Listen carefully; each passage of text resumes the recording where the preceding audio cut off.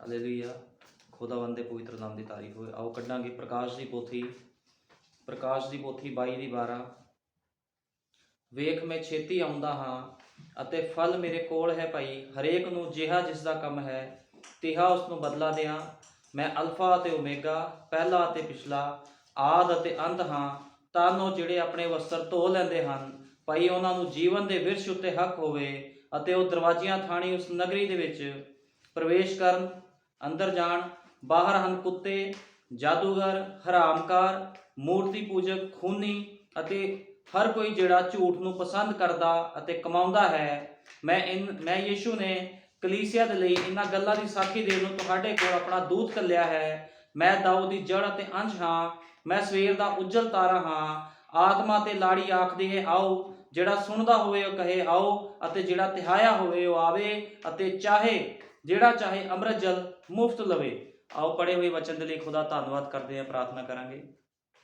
ਸੱਚਮੁੱਚ ਮੇਰੇ ਮਹਾਨ ਪਿਤਾ ਪ੍ਰਭੂ ਯੀਸ਼ੂ ਮਸੀਹ, ਅਸੀਂ ਤੇਰੀ ਪਾਕ ਹਜ਼ੂਰੀ ਵਿੱਚ ਖੜੇ ਹਾਂ। ਪ੍ਰਭੂ ਯੀਸ਼ੂ ਮਸੀਹ, ਖੁਦਾਵੰਦ ਇੱਕ ਸਮਾਂ ਆਵੇਗਾ ਪ੍ਰਭੂ ਜੀ, ਜਦੋਂ ਖੁਦਾਵੰਦ ਪ੍ਰਭੂ ਜੀ ਹਰੇਕ ਮਨੁੱਖ ਦਾ ਨਿਆਂ ਕਰੇਗਾ ਪ੍ਰਭੂ ਜੀ। ਤੂੰ ਮੇਰੇ ਮਹਾਨ ਪਿਤਾ ਪ੍ਰਭੂ ਜੀ ਹਰੇਕ ਨੂੰ ਉਸਦੀ ਕਰਨੀ ਦੇ ਅਨੁਸਾਰ ਫਲ ਵੀ ਦੇਵੇਂਗਾ ਮੇਰੇ ਮਹਾਨ ਪਿਤਾ, ਕਿਉਂਕਿ ਖੁਦਾਵੰਦ ਤੂੰ ਇਨਾਮ ਰੱਖਿਆ ਹੈ। ਖੁਦਾਵੰਦ ਜਿਹੜੇ ਲੋਕਾਂ ਨੇ ਖੁਦਾਵੰਦ ਪ੍ਰਭੂ ਜੀ ਆਪਣਾ ਜੀਵਨ ਤੈਨੂੰ ਦਿੱਤਾ ਹੈ ਪ੍ਰਭੂ ਜੀ, ਤੂੰ ਉਹਨਾਂ ਨੂੰ ਵੀ ਇਨਾਮ ਦੇਵੇਂਗਾ ਖੁਦਾਵੰਦਾ। ਤੇ ਜਿਹੜੇ ਲੋਕ ਖੁਦਾਵੰਦ ਤੇਰੇ ਵਚਨ ਨੂੰ ਛੱਡ ਕੇ ਚਲੇ ਗਏ ਹਨ ਪ੍ਰਭੂ ਜੀ, ਤੂੰ ਉਹਨਾਂ ਨੂੰ ਵੀ ਇਨਾਮ ਦੇਵੇਂਗਾ ਖੁਦਾਵੰਦ, ਕਿਉਂਕਿ ਇਨਾਮ ਦੋਨਾਂ ਵਾਸਤੇ ਹੀ ਹੈ ਖੁਦਾਵੰਦ ਤੇਰੇ ਕੋਲ। ਖੁਦਾਵੰਦ ਇੱਕ ਨੂੰ ਖੁਦਾਵੰਦ ਪ੍ਰਭੂ ਯੀਸ਼ੂ ਮਸੀਹ ਤੋਂ ਆਪਣੇ ਨਾਲ ਲੈ ਜਾਵੇਂਗਾ, ਇਹ ਉਹਨਾਂ ਦਾ ਇਨਾਮ ਹੋਵੇਗਾ, ਉਹ ਰੈਪਚਰ ਵਿੱਚ ਚਲੇ ਜਾਣਗੇ। ਲੇਕਿਨ ਜਿਹੜੇ ਦੂਜੇ ਮਨੁੱਖ ਹਨ ਜਿਨ੍ਹਾਂ ਨੇ ਤੇਰੇ ਵਚਨ ਦੀ ਪ੍ਰਭੂ ਯੀਸ਼ੂ ਮਸੀਹ ਕਦੇ ਸੁਣਿਆ ਨਹੀਂ, ਤੇਰੇ ਵਚਨ ਨੂੰ ਪ੍ਰਭੂ ਯੀਸ਼ੂ ਮਸੀਹ ਕਦੇ ਮੰਨਿਆ ਨਹੀਂ, ਤੂੰ ਉਹਨਾਂ ਨੂੰ ਨਰਕ ਦੀ ਅੱਗ ਵਿੱਚ ਸਿੱਟ ਦੇਵੇਂਗਾ, ਉਹ ਉਹਨਾਂ ਦਾ ਇਨਾਮ ਹੋਵੇਗਾ ਖੁਦਾਵੰਦ। ਤੇ ਸੱਚਮੁੱਚ ਪ੍ਰਭੂ ਜੀ ਤੂੰ ਅੱਜ ਆਪਣੇ ਮਨੁੱਖਾਂ ਦੇ ਲਈ ਖੁਦਾਵੰਦ ਆਪਣੇ ਲੋਕਾਂ ਦਾ ਇੱਕ ਛੁਪਿਆ ਹੋਇਆ ਜੀਵਨ ਚਾਹੁੰਦਾ ਹੈ ਪ੍ਰਭੂ ਜੀ। ਤੇ ਸੱਚਮੁੱਚ ਮਸੀਹ ਦੇ ਵਿੱਚ ਛੁਪਿਆ ਹੋਇਆ ਜੀਵਨ ਹੀ ਅਸਲੀ ਜੀਵਨ ਹੈ। ਤੇ ਸੱਚਮੁੱਚ ਖੁਦਾਵੰਦ ਪ੍ਰਭੂ ਯੀਸ਼ੂ ਮਸੀਹ ਅੱਜ ਇਸ ਛੋਟੇ ਸੰਦੇਸ਼ ਨੂੰ ਤੂੰ ਖੋਲ੍ਹਣਾ ਹੈ, ਦਇਆ ਕਰਨੀ ਹੈ, ਕਿਰਪਾ ਕਰਨੀ ਹੈ। ਬੋਲਣ ਵਾਲਾ ਕੋਈ ਮਨੁੱਖ ਨਾ ਹੋਵੇ, ਬੋਲਣ ਵਾਲਾ ਤੇਰਾ ਪਵਿੱਤਰ ਆਤਮਾ ਹੋਵੇ। ਪ੍ਰਭੂ ਯੀਸ਼ੂ ਮਸੀਹ ਤੂੰ ਆ ਅਤੇ ਗੁਪਤ ਭੇਤਾਂ ਨੂੰ ਖੋਲ ਦੇ ਖੁਦਾਵੰਦ। ਸਾਰਾ ਆਦਰ ਜਲਾਲ ਮਹਿਮਾ ਪ੍ਰਭੂ ਯੀਸ਼ੂ ਮਸੀਹ ਦੇ ਨਾਮ ਦਿੰਦੇ ਹਾਂ, ਆਮੀਨ। ਹਾਲੇਲੂਇਆ। ਖੁਦਾਵੰਦ ਦੇ ਪਵਿੱਤਰ ਨਾਮ ਦੀ ਤਾਰੀਫ ਹੋਵੇ। ਅਸੀਂ ਪੜ੍ਹਿਆ ਆ ਪ੍ਰਕਾਸ਼ ਦੀ ਪੋਥੀ 22 ਦੀ 12 ਵਿੱਚ, ਉਹ ਕਹਿੰਦਾ ਮੈਂ ਬਹੁਤ ਜਲਦੀ ਆ ਰਿਹਾ, ਫਲ ਮੇਰੇ ਕੋਲ ਆ। ਉਹ ਕਹਿੰਦਾ ਮੈਂ ਅਲਫਾ ਓਮੇਗਾ ਹਾਂ, ਪਹਿਲਾ ਅਤੇ ਪਿਛਲਾ। ਖੁਦਾਵੰਦ ਕਹਿੰਦਾ ਜੋ ਕੁਛ ਹਾਂ ਮੈਂ ਹੀ ਹਾਂ, ਮੇਰੇ ਤੋਂ ਬਿਨਾਂ ਕੋਈ ਵੀ ਦੂਜਾ ਖੁਦਾ ਨਹੀਂ। ਇੱਕੋ ਹੀ ਖੁਦਾ ਆ, ਇਸ ਸ੍ਰਿਸ਼ਟੀ ਦਾ ਕਰਤਾ ਇੱਕੋ ਹੀ ਆ, ਜਿਹਦਾ ਨਾਮ ਪ੍ਰਭੂ ਯੀਸ਼ੂ ਮਸੀਹ ਆ। ਕੋਈ ਵੀ ਦੂਜਾ ਖੁਦਾ ਨਹੀਂ ਆ, ਨਾ ਕੋਈ ਸੀ, ਨਾ ਕੋਈ ਹੈ, ਨਾ ਕੋਈ ਹੋਵੇਗਾ, ਸਿਰਫ ਤੇ ਸਿਰਫ ਯੀਸ਼ੂ ਮਸੀਹ ਤੋਂ ਬਿਨਾਂ। ਕਿਉਂਕਿ ਬਾਈਬਲ ਬਿਆਨ ਕਰਦੀ ਆ ਉਹੀ ਸਰਵਵਿਆਪੀ ਖੁਦਾ ਆ। ਅਨੰਤ ਕਾਲ ਦਾ ਪਿਤਾ ਤੇ ਸ਼ਾਂਤੀ ਦਾ ਰਾਜਕੁਮਾਰ ਕੌਣ ਆ? ਪ੍ਰਭੂ ਯੀਸ਼ੂ ਮਸੀਹ। ਤੇ ਜਿਹੜੇ ਲੋਕ ਉਹਦੇ ਵਿੱਚ ਰਹਿ ਕੇ ਜੀਵਨ ਨਹੀਂ ਬਤੀਤ ਕਰਦੇ, ਖੁਦਾਵੰਦ ਇੱਕ ਦਿਨ ਉਹਨਾਂ ਦਾ ਨਿਆਂ ਕਰੇਗਾ। ਲੇਕਿਨ ਇਸ ਨਿਆਂ ਤੋਂ ਪਹਿਲਾਂ ਖੁਦਾਵੰਦ ਆਪਣੀ ਦੁਲਹਨ ਨੂੰ ਲੈਣ ਆ ਰਿਹਾ ਹੈ। ਇਹ ਦੁਲਹਨ ਦੇ ਉਹ ਲੋਕ ਨੇ ਜਿਨ੍ਹਾਂ ਦਾ ਜੀਵਨ ਮਸੀਹ ਦੇ ਵਿੱਚ ਛਿਪਿਆ ਹੋਇਆ, ਜਿਨ੍ਹਾਂ ਨੇ ਆਪਣੇ ਆਪ ਨੂੰ ਉਸ ਅਤ ਪਵਿੱਤਰ ਸਥਾਨ ਦੇ ਵਿੱਚ ਖੁਦਾ ਦੇ ਨਾਲ ਇੱਕ ਮਨ ਇੱਕ ਚਿੱਤ ਕਰ ਲਿਆ। ਤੇ ਸਾਰੇ ਹੀ ਪਰਦੇ ਉਹਨਾਂ ਦੇ ਆਲਿਓ ਦੁਆਲਿਓ ਫਿਰ ਕੇ ਡਿੱਗ ਗਏ। ਸੰਸਾਰ ਦੇ ਪਰਦੇ, ਤੁਹਾਨੂੰ ਪਤਾ ਪੁਰਾਣੇ ਨਿਯਮ ਦੇ ਵਿੱਚ ਜਦੋਂ ਇੱਕ ਯਾਜਕ, ਮਹਾਯਾਜਕ ਜੋ ਅਤ ਪਵਿੱਤਰ ਸਥਾਨ ਦੇ ਵਿੱਚ ਜਾਂਦਾ ਸੀ ਤੇ ਕੀ ਹੁੰਦਾ ਸੀਗਾ, ਸਾਰੇ ਹੀ ਪਰਦੇ ਉਹਦੇ ਆਲੇ ਦੁਆਲੇ ਡਿੱਗ ਜਾਂਦੇ ਸੀਗੇ। ਉਹ ਤੇ ਸਿਰਫ ਖੁਦਾ ਦੇ ਨਾਲ ਉਹਦਾ ਵਾਸਤਾ ਹੁੰਦਾ ਸੀ, ਸੰਸਾਰ ਦੇ ਕਿਸੇ ਵੀ ਸਿਸਟਮ ਦੇ ਨਾਲ ਉਹਦਾ ਯਾਜਕ ਦਾ ਵਾਸਤਾ ਨਹੀਂ ਸੀ ਹੁੰਦਾ। ਇਸ ਕਰਕੇ ਜਿਹੜੇ ਲੋਕ ਅੱਜ ਖੁਦਾ ਦੇ ਨਾਲ ਛਿਪਿਆ ਹੋਇਆ ਜੀਵਨ ਬਤੀਤ ਕਰਨਗੇ, ਉਹੀ ਰੈਪਚਰ ਦੇ ਵਿੱਚ ਜਾਣਗੇ, ਜਿਨ੍ਹਾਂ ਨੇ ਆਪਣਾ ਜੀਵਨ ਖੁਦਾ ਨੂੰ ਸਮਰਪਿਤ ਕੀਤਾ ਹੈ, ਨਾ ਕਿ ਹਰੇਕ ਜੋ ਉਸ ਨੂੰ ਪ੍ਰਭੂ ਪ੍ਰਭੂ ਕਹਿੰਦਾ ਹੈ। ਕਿਉਂਕਿ ਅੱਜ ਹਰੇਕ ਮਨੁੱਖ ਨੂੰ ਪ੍ਰਭੂ ਪ੍ਰਭੂ ਕਹਿੰਦਾ ਹੈ। ਸਾਡੇ ਯੁੱਗ ਦਾ ਨਬੀ ਕਹਿੰਦਾ ਭੂਤ ਪ੍ਰੇਤ ਵੀ ਉਹਨੂੰ ਪ੍ਰਭੂ ਕਹਿੰਦੇ ਆ, ਲੇਕਿਨ ਕੀ ਉਹ ਖੁਦਾ ਦੇ ਰਾਜ 'ਚ ਜਾ ਸਕਦੇ ਆ? ਨਹੀਂ ਜਾ ਸਕਦੇ। ਇਸ ਕਰਕੇ ਇੱਕ ਜੀਵਨ ਹੋਣਾ ਚਾਹੀਦਾ ਜਿਹੜਾ ਮਸੀਹ ਦੇ ਵਿੱਚ ਛਿਪਿਆ ਹੋਇਆ ਜੀਵਨ ਹੋਵੇ। ਅੱਜ ਅਸੀਂ ਵੇਖਦੇ ਆ ਲੋਕਾਂ ਦੇ ਅੰਦਰ ਵਚਨ ਦੇ ਲਈ ਅਣਖ ਨਹੀਂ ਆ, ਲੇਕਿਨ ਸਾਡੇ ਯੁੱਗ ਦਾ ਨਬੀ ਕਹਿੰਦਾ ਤੁਹਾਡੇ ਅੰਦਰ ਵਚਨ ਦੇ ਲਈ ਇੱਕ ਅਣਖ ਹੋਣੀ ਚਾਹੀਦੀ ਆ। ਕਿਉਂਕਿ ਜਦੋਂ ਸਾਡੇ ਯੁੱਗ ਦਾ ਨਬੀ ਇਸ ਧਰਤੀ ਤੇ ਆਇਆ, ਉਹਨੇ ਦੁੱਖਾਂ ਤਕਲੀਫਾਂ ਵਿੱਚ ਜੀਵਨ ਬਤੀਤ ਕੀਤਾ, ਲੇਕਿਨ ਫਿਰ ਵੀ ਪਵਿੱਤਰ ਆਤਮਾ ਉਹਦੇ ਅੰਦਰ ਸੀ, ਉਹਦੇ ਅੰਦਰ ਇੱਕ ਅਣਖ ਸੀਗੀ। ਅੱਜ ਜਦੋਂ ਕਿਸੇ ਭੈਣ ਭਾਈ ਦੇ ਅੰਦਰ ਵਚਨ ਦੇ ਲਈ ਅਣਖ ਨਹੀਂ ਹੁੰਦੀ ਤੇ ਉਹਦਾ ਜੀਵਨ ਵੀ ਖੁਦਾ ਨੂੰ ਸਮਰਪਿਤ ਨਹੀਂ ਹੁੰਦਾ। ਫਿਰ ਜਦੋਂ ਤੱਕ ਵਚਨ ਦੇ ਲਈ ਅਣਖ ਨਹੀਂ ਹੋਵੇਗੀ ਤੁਹਾਡੇ ਅੰਦਰ, ਤੁਹਾਡਾ ਜੀਵਨ ਮਸੀਹ ਦੇ ਨਾਲ ਛੁਪਿਆ ਹੋਇਆ ਨਹੀਂ ਹੋ ਸਕਦਾ। ਕਦੇ ਵੀ ਉਹ ਇੱਕ ਮਾਨਿਕ ਚਿੱਤ ਆਪਣੇ ਖੁਦਾ ਦੇ ਨਾਲ ਨਹੀਂ ਹੋ ਸਕਦਾ। ਕਦੇ ਵੀ ਉਹ ਤੰਬੂ ਦੇ ਵਿੱਚ ਇੱਕ ਮਾਨਿਕ ਚਿੱਤ ਨਹੀਂ ਹੋ ਸਕਦਾ ਆਪਣੇ ਖੁਦਾ ਨਾਲ, ਜਿਹਦਾ ਜੀਵਨ ਪ੍ਰਭੂ ਨੂੰ ਸਮਰਪਿਤ ਨਹੀਂ ਆ ਤੇ ਜਿਹਦੇ ਅੰਦਰ ਵਚਨ ਦੇ ਲਈ ਅਣਖ ਨਹੀਂ ਆ। ਅੱਜ ਅਸੀਂ ਵੇਖਦੇ ਬਹੁਤ ਮਸੀਹ ਲੋਕ ਆ, ਲੇਕਿਨ ਉਹਨਾਂ ਦੇ ਅੰਦਰ ਵਚਨ ਦੇ ਲਈ ਕੋਈ ਵੀ ਅਣਖ ਨਹੀਂ ਆ। ਲੋਕੀ ਬੈਪਟਾਈਜ਼ ਲੈਂਦੇ ਆ, ਬਪਤਿਸਮਾ ਲੈਣ ਦੇ ਨਾਲ ਕੋਈ ਬਚਾਇਆ ਨਹੀਂ ਜਾਂਦਾ, ਉਹ ਇੱਕ ਸ਼ੁੱਧੀਕਰਨ ਆ। ਲੇਕਿਨ ਜਦੋਂ ਕਰਾਰ ਕੀਤਾ ਹੋਇਆ ਪਵਿੱਤਰ ਆਤਮਾ ਦਾ ਤੇ ਉਹ ਸਿਖਾਉਂਦਾ ਆ। ਉਹਨੇ ਚੇਲਿਆਂ ਨੂੰ ਕਿਹਾ ਸੀਗਾ, ਮੈਂ ਤਾਂ ਜਾ ਰਿਹਾ ਆ, ਲੇਕਿਨ ਮੇਰੇ ਮਗਰੋਂ ਕਰਾਰ ਕੀਤਾ ਹੋਇਆ ਪਵਿੱਤਰ ਆਤਮਾ, ਜਿਹਦਾ ਮੈਂ ਕਰਾਰ ਤੁਹਾਡੇ ਨਾਲ ਕੀਤਾ, ਜਦੋਂ ਤੁਹਾਡੇ ਵਿੱਚ ਆਵੇਗਾ ਮੇਰੀਆਂ ਕਈਆਂ ਹੋਈਆਂ ਗੱਲਾਂ ਤੁਹਾਨੂੰ ਸਿਖਾਵੇਗਾ। ਜਦੋਂ ਪਵਿੱਤਰ ਆਤਮਾ ਕਿਸੇ ਮਨੁੱਖ ਦੇ ਅੰਦਰ ਆਉਂਦਾ ਆ ਤੇ ਉਹਨੂੰ ਆਪਣੀਆਂ ਕਈਆਂ ਹੋਈਆਂ ਗੱਲਾਂ ਸਿਖਾਉਂਦਾ ਤੇ ਮਨੁੱਖ ਉਹਨਾਂ ਗੱਲਾਂ ਤੋਂ ਫਿਰ ਲਾਂਭੇ ਨਹੀਂ ਹੁੰਦਾ। ਜਦੋਂ ਪੈਂਤੇਕੋਸਤ ਦੇ ਦਿਨ ਪਵਿੱਤਰ ਆਤਮਾ ਰਸੂਲਾਂ ਦੇ ਅੰਦਰ ਆਇਆ ਤੇ ਉਹਨਾਂ ਦਾ ਜੀਵਨ ਮਸੀਹ ਵਿੱਚ ਛਿਪ ਗਿਆ। ਮਸੀਹ ਉਹਨਾਂ ਦੇ ਜੀਵਨ ਵਿੱਚ ਆ ਗਿਆ। ਉਹਨਾਂ ਦਾ ਜੀਵਨ ਮਸੀਹ ਵਿੱਚ ਛਿਪਿਆ ਹੋਇਆ ਜੀਵਨ ਸੀਗਾ। ਫਿਰ ਉਹਨਾਂ ਨੂੰ ਸਿਰਫ ਖੁਦਾ ਦੇ ਕੰਮਾਂ ਦਾ ਪਤਾ ਸੀ। ਉਹ ਕਿਸੇ ਵੀ ਕੰਮਾਂ ਵੱਲ ਧਿਆਨ ਨਹੀਂ ਸੀ ਦਿੰਦੇ। ਉਹ ਸਿਰਫ ਤੇ ਸਿਰਫ ਖੁਦਾ ਦੇ ਵਚਨ ਨੂੰ ਪਹਿਲ ਦਿੰਦੇ ਸੀਗੇ। ਚਾਹੇ ਉਹ ਸੰਸਾਰੀ ਕੰਮ ਕਰਦੇ ਸੀ, ਕੁਝ ਵੀ ਕਰਦੇ ਸੀਗੇ, ਲੇਕਿਨ ਪਹਿਲ ਕਿਹਦੀ ਸੀਗੀ? ਪਹਿਲ ਉਹਨਾਂ ਨੇ ਹਮੇਸ਼ਾ ਮਸੀਹ ਨੂੰ ਦਿੱਤੀ ਸੀਗੀ। ਇਹ ਹੁੰਦਾ ਮਸੀਹ ਦੇ ਨਾਲ ਛਿਪਿਆ ਹੋਇਆ ਜੀਵਨ। ਲੇਕਿਨ ਅੱਜ ਅਸੀਂ ਵੇਖਦੇ ਹਾਂ ਸੰਸਾਰ ਵਿੱਚ ਲੋਕਾਂ ਦੇ ਜੀਵਨ ਬਾਗੀ ਆ। ਉਹ ਖੁਦਾ ਦੇ ਲਈ ਕੁਝ ਵੀ ਕਰਨ ਦੇ ਲਈ ਸਮਰਪਿਤ ਨਹੀਂ ਆ, ਕਿਉਂਕਿ ਉਹਨਾਂ ਨੂੰ ਔਖਾ ਲੱਗਦਾ ਆ। ਉਹਨਾਂ ਨੂੰ ਇਹ ਸਭ ਕਿੱਸੇ ਤੇ ਕਹਾਣੀਆਂ ਲੱਗਦੀਆਂ ਵੀ ਕਿਤੇ ਰੈਪਚਰ ਵੀ ਹੋਣਾ ਹੈ, ਅਸੀਂ ਖੁਦਾ ਨਾਲ ਸਿੰਘਾਸਨ ਤੇ ਵੀ ਬੈਠਾਂਗੇ। ਉਹ ਲੋਕਾਂ ਨੂੰ ਕਿੱਸੇ ਕਹਾਣੀਆਂ ਲੱਗਦੀ। ਲੇਕਿਨ ਜਦੋਂ ਅਣਡਿੱਠ ਵਸਤਾਂ ਤੇ ਕੋਈ ਵਿਸ਼ਵਾਸ ਕਰਦਾ ਆ ਤੇ ਉਹਦੇ ਲਈ ਉਸੇ ਤਰ੍ਹਾਂ ਹੋ ਜਾਂਦਾ ਆ।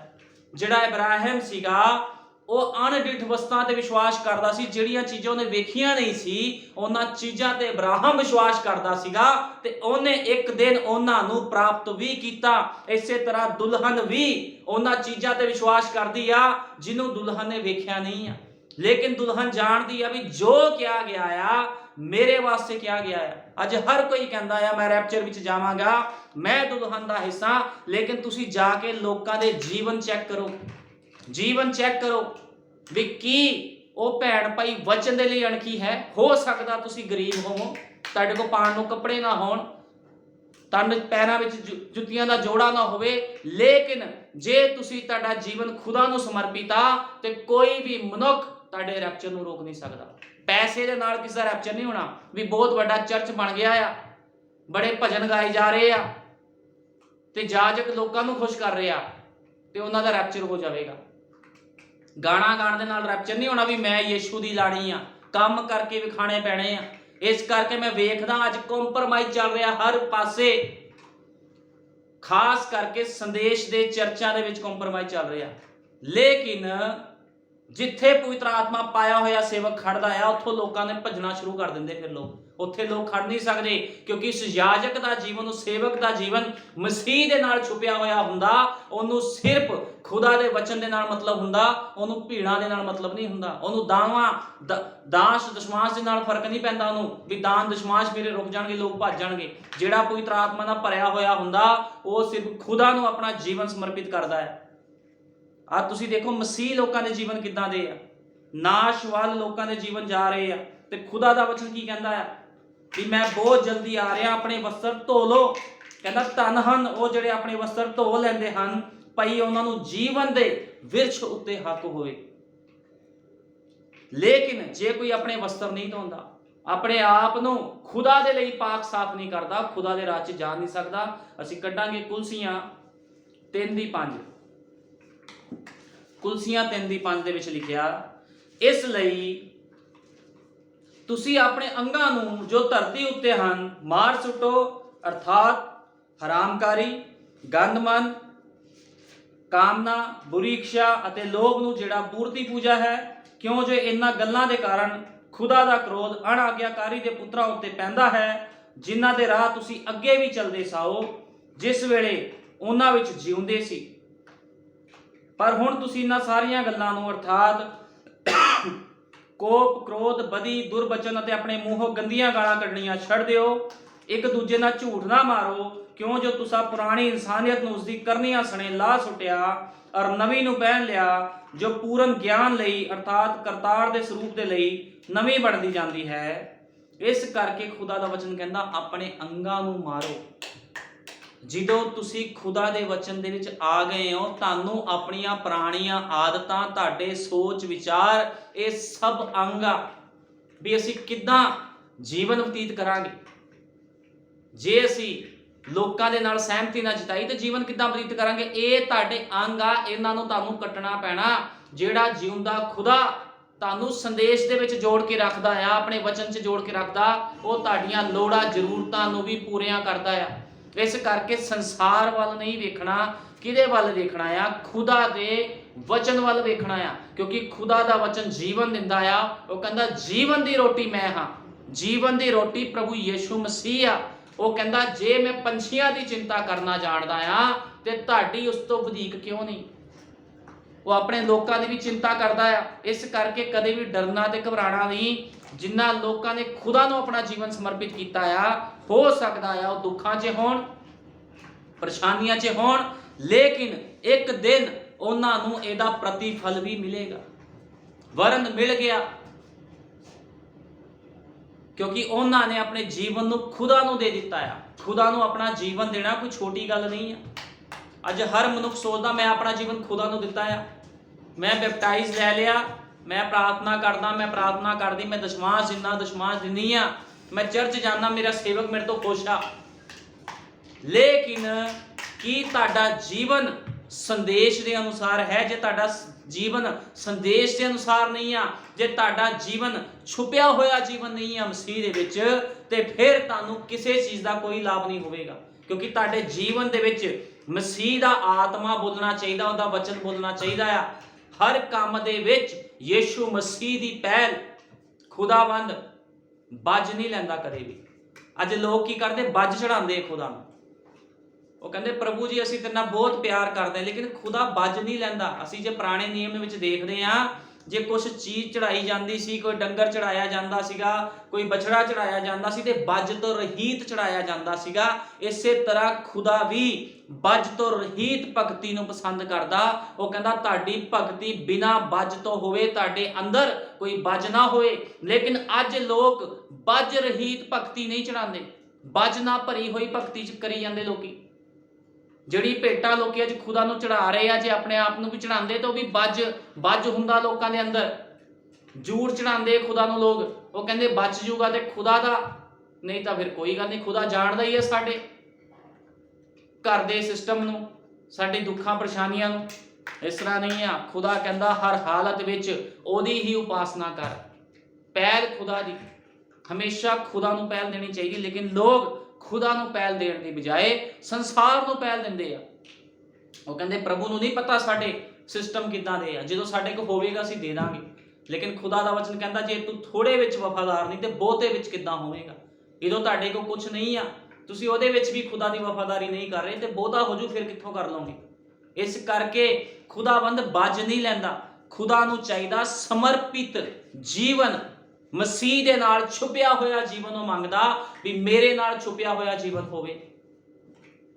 ਲੇਕਿਨ ਜਦੋਂ ਕੋਈ ਮਸੀਹ ਨਾਲ ਛੁਪਿਆ ਹੋਇਆ ਜੀਵਨ ਪ੍ਰਭੂ ਨੂੰ ਨਹੀਂ ਦਿੰਦਾ, ਤੇ ਖੁਦਾਵੰਦ ਉਹਦੀ ਭਗਤੀ ਨੂੰ ਬੱਜ ਠਹਿਰਾਉਂਦਾ ਹੈ। ਤੇ ਖੁਦਾਵੰਦ ਨੂੰ ਬੱਜ ਲੋਕ ਨਹੀਂ ਚਾਹੀਦੇ, ਨਾ ਉਹਨੂੰ ਬੱਜ ਯਾਜਕ ਚਾਹੀਦਾ, ਨਾ ਉਹਨੂੰ ਬੱਜ ਕਲੀਸਿਆ ਚਾਹੀਦੀ ਹੈ।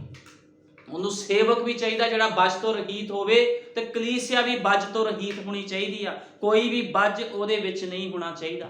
ਲੇਕਿਨ ਅੱਜ ਲੋਕ ਖੁਦਾ ਦੀ ਭਗਤੀ ਨੂੰ ਪੈਸਿਆਂ ਦੇ ਨਾਲ ਤੋਲਦੇ ਆ।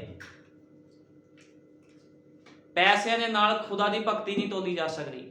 ਬਲਿਆਮ ਨੇ ਕੀ ਕੀਤਾ ਸੀ? ਪੈਸਿਆਂ ਦੇ ਨਾਲ ਖੁਦਾ ਦੀ ਭਗਤੀ ਦਾ ਸੌਦਾ ਕਰਨਾ ਚਾਹਿਆ। ਉਹ ਕਹਿੰਦਾ ਮੈਂ ਬੜਾ ਤਗੜਾ ਖੁਦਾ ਦਾ ਭਗਤ ਹਾਂ, ਮੈਂ ਦੇ ਦੂੰਗਾ ਸ਼ਰਾਬ, ਕੋਈ ਗੱਲ ਨਹੀਂ।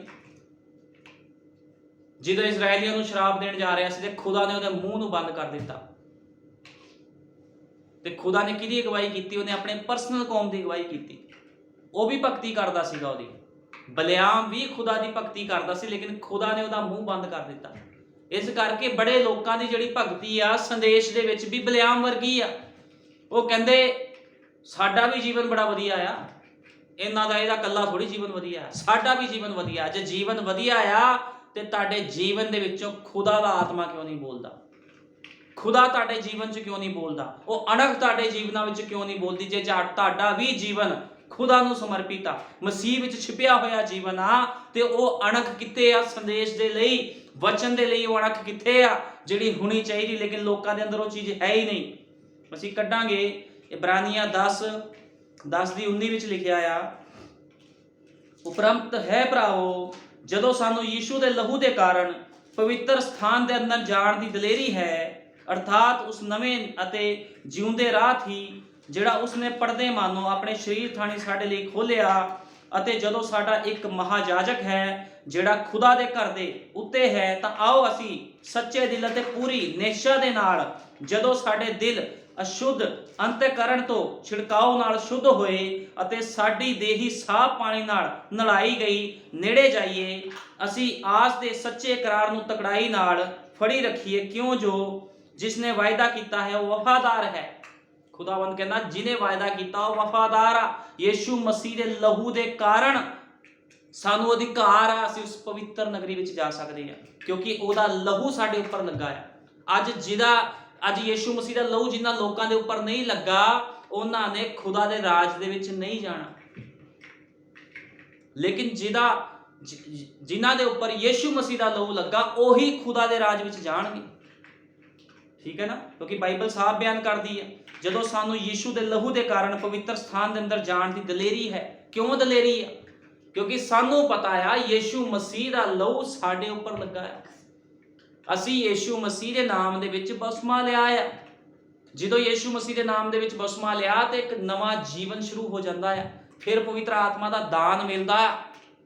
ਲੇਕਿਨ ਬਹੁਤ ਮਨੁੱਖ ਬਪਤਿਸਮਾ ਲੈਣ ਤੋਂ ਬਾਅਦ ਵੀ ਵਧੀਆ ਜੀਵਨ, ਵਧੀਆ ਨਮੂਨਾ ਪੇਸ਼ ਨਹੀਂ ਕਰਦੇ, ਉਹ ਧੋਖਾ ਦਿੰਦੇ ਆ। ਅੱਜ ਸੰਦੇਸ਼ ਦੇ ਵਿੱਚ ਮੈਂ ਇਹੋ ਜਿਹੇ ਭੈਣ ਭਾਈਆਂ ਨੂੰ ਵੇਖ ਰਿਹਾ ਆ ਜਿਹੜੇ ਬਹੁਤ ਆਪਣੇ ਆਪ ਨੂੰ ਦਰਸਾਉਂਦੇ ਜੀ ਅਸੀਂ ਬੜੇ ਤਗੜੇ ਆਤਮਿਕ ਆ, ਸਾਡੇ ਤੋਂ ਵੱਡਾ ਕੋਈ ਆਤਮਿਕ ਨਹੀਂ ਹੋਣਾ। ਲੇਕਿਨ ਜਦੋਂ ਖੁਦਾ ਨੂੰ ਅੱਗੇ ਰੱਖਣ ਦਾ ਸਮਾਂ ਆਉਂਦਾ, ਜਦੋਂ ਪ੍ਰੀਖਿਆ ਵਿੱਚੋਂ ਪਾਸ ਹੋਣ ਦਾ ਸਮਾਂ ਆਉਂਦਾ, ਲੋਕ ਫੇਲ ਹੋ ਜਾਂਦੇ ਆ। ਅੱਜ ਬੜੇ ਸੰਦੇਸ਼ ਦੇ ਲੋਕ ਮੈਂ ਵੇਖਦਾ ਜਿਹੜੇ ਸੰਸਾਰ ਵਿੱਚ ਤੁਰੇ ਫਿਰਦੇ ਆ। ਕਈ ਇਹੋ ਜਿਹੇ ਨਿਕੰਮੇ ਲੋਕ ਆ ਜਿਹੜੇ ਭੋਗਾਂ ਤੇ ਤੁਰੇ ਫਿਰਦੇ ਆ। ਲੋਕੀ ਭੋਗਾਂ ਤੇ ਜਾ ਰਹੇ ਆ ਤੇ ਆਪਣੇ ਸੇਵਕ ਨੂੰ ਜਾ ਕੇ ਝੂਠ ਬੋਲਦੇ, ਕਹਿੰਦੇ ਅਸੀਂ ਤਾਂ ਕਿਸੇ ਭੋਗ ਤੇ ਨਹੀਂ ਗਏ, ਅਸੀਂ ਸ਼ਮਸ਼ਾਨ ਘਾਟ ਦੇ ਵਿੱਚ ਨਹੀਂ ਗਏ। ਕਿ ਖੁਦਾ ਦੇ ਲੋਕਾਂ ਨੂੰ ਇਹ ਭੂਤ ਸਿੱਧੀਆਂ ਵਿੱਚ ਸ਼ਾਮਲ ਹੋਣਾ ਜ਼ਰੂਰੀ ਆ। ਇਹ ਕਿਹੜੇ ਲੋਕ ਆ ਜਿਹੜੇ ਇਸ ਤਰ੍ਹਾਂ ਕਰ ਰਹੇ ਆ? ਇਹ ਖੁਦਾ ਦੇ ਸੰਤਾਨਾਂ ਨਹੀਂ ਆ, ਇਹ ਸੱਪ ਦੀਆਂ ਸੰਤਾਨਾਂ ਨੇ। ਕਿਉਂਕਿ ਸੱਪ ਦੀਆਂ ਸੰਤਾਨਾਂ ਇਹੀ ਕੰਮ ਕਰਦੀਆਂ ਆ। ਖੁਦਾ ਦੇ ਲੋਕ ਇਹ ਕੰਮ ਨਹੀਂ ਕਰਦੇ ਕਦੇ ਵੀ ਕੋਈ ਮਰ ਗਿਆ ਮੂਰਤੀ ਪੂਜਕ ਉਹਦੇ ਭੋਗਾਂ ਤੇ ਤੁਰੇ ਫਿਰੋ ਤੁਸੀਂ। ਇਹ ਵਚਨ ਦੇ ਅਕੋਰਡਿੰਗ ਨਹੀਂ ਆ, ਇਹ ਵਚਨ ਤੋਂ ਬਾਹਰ ਆ। ਤੇ ਜੇ ਕੋਈ ਇਹੋ ਜਿਹਾ ਕੰਮ ਕਰਦਾ ਤੇ ਉਹ ਆਪਣੇ ਪਿਤਾ ਸ਼ੈਤਾਨ ਤੋਂ ਆ।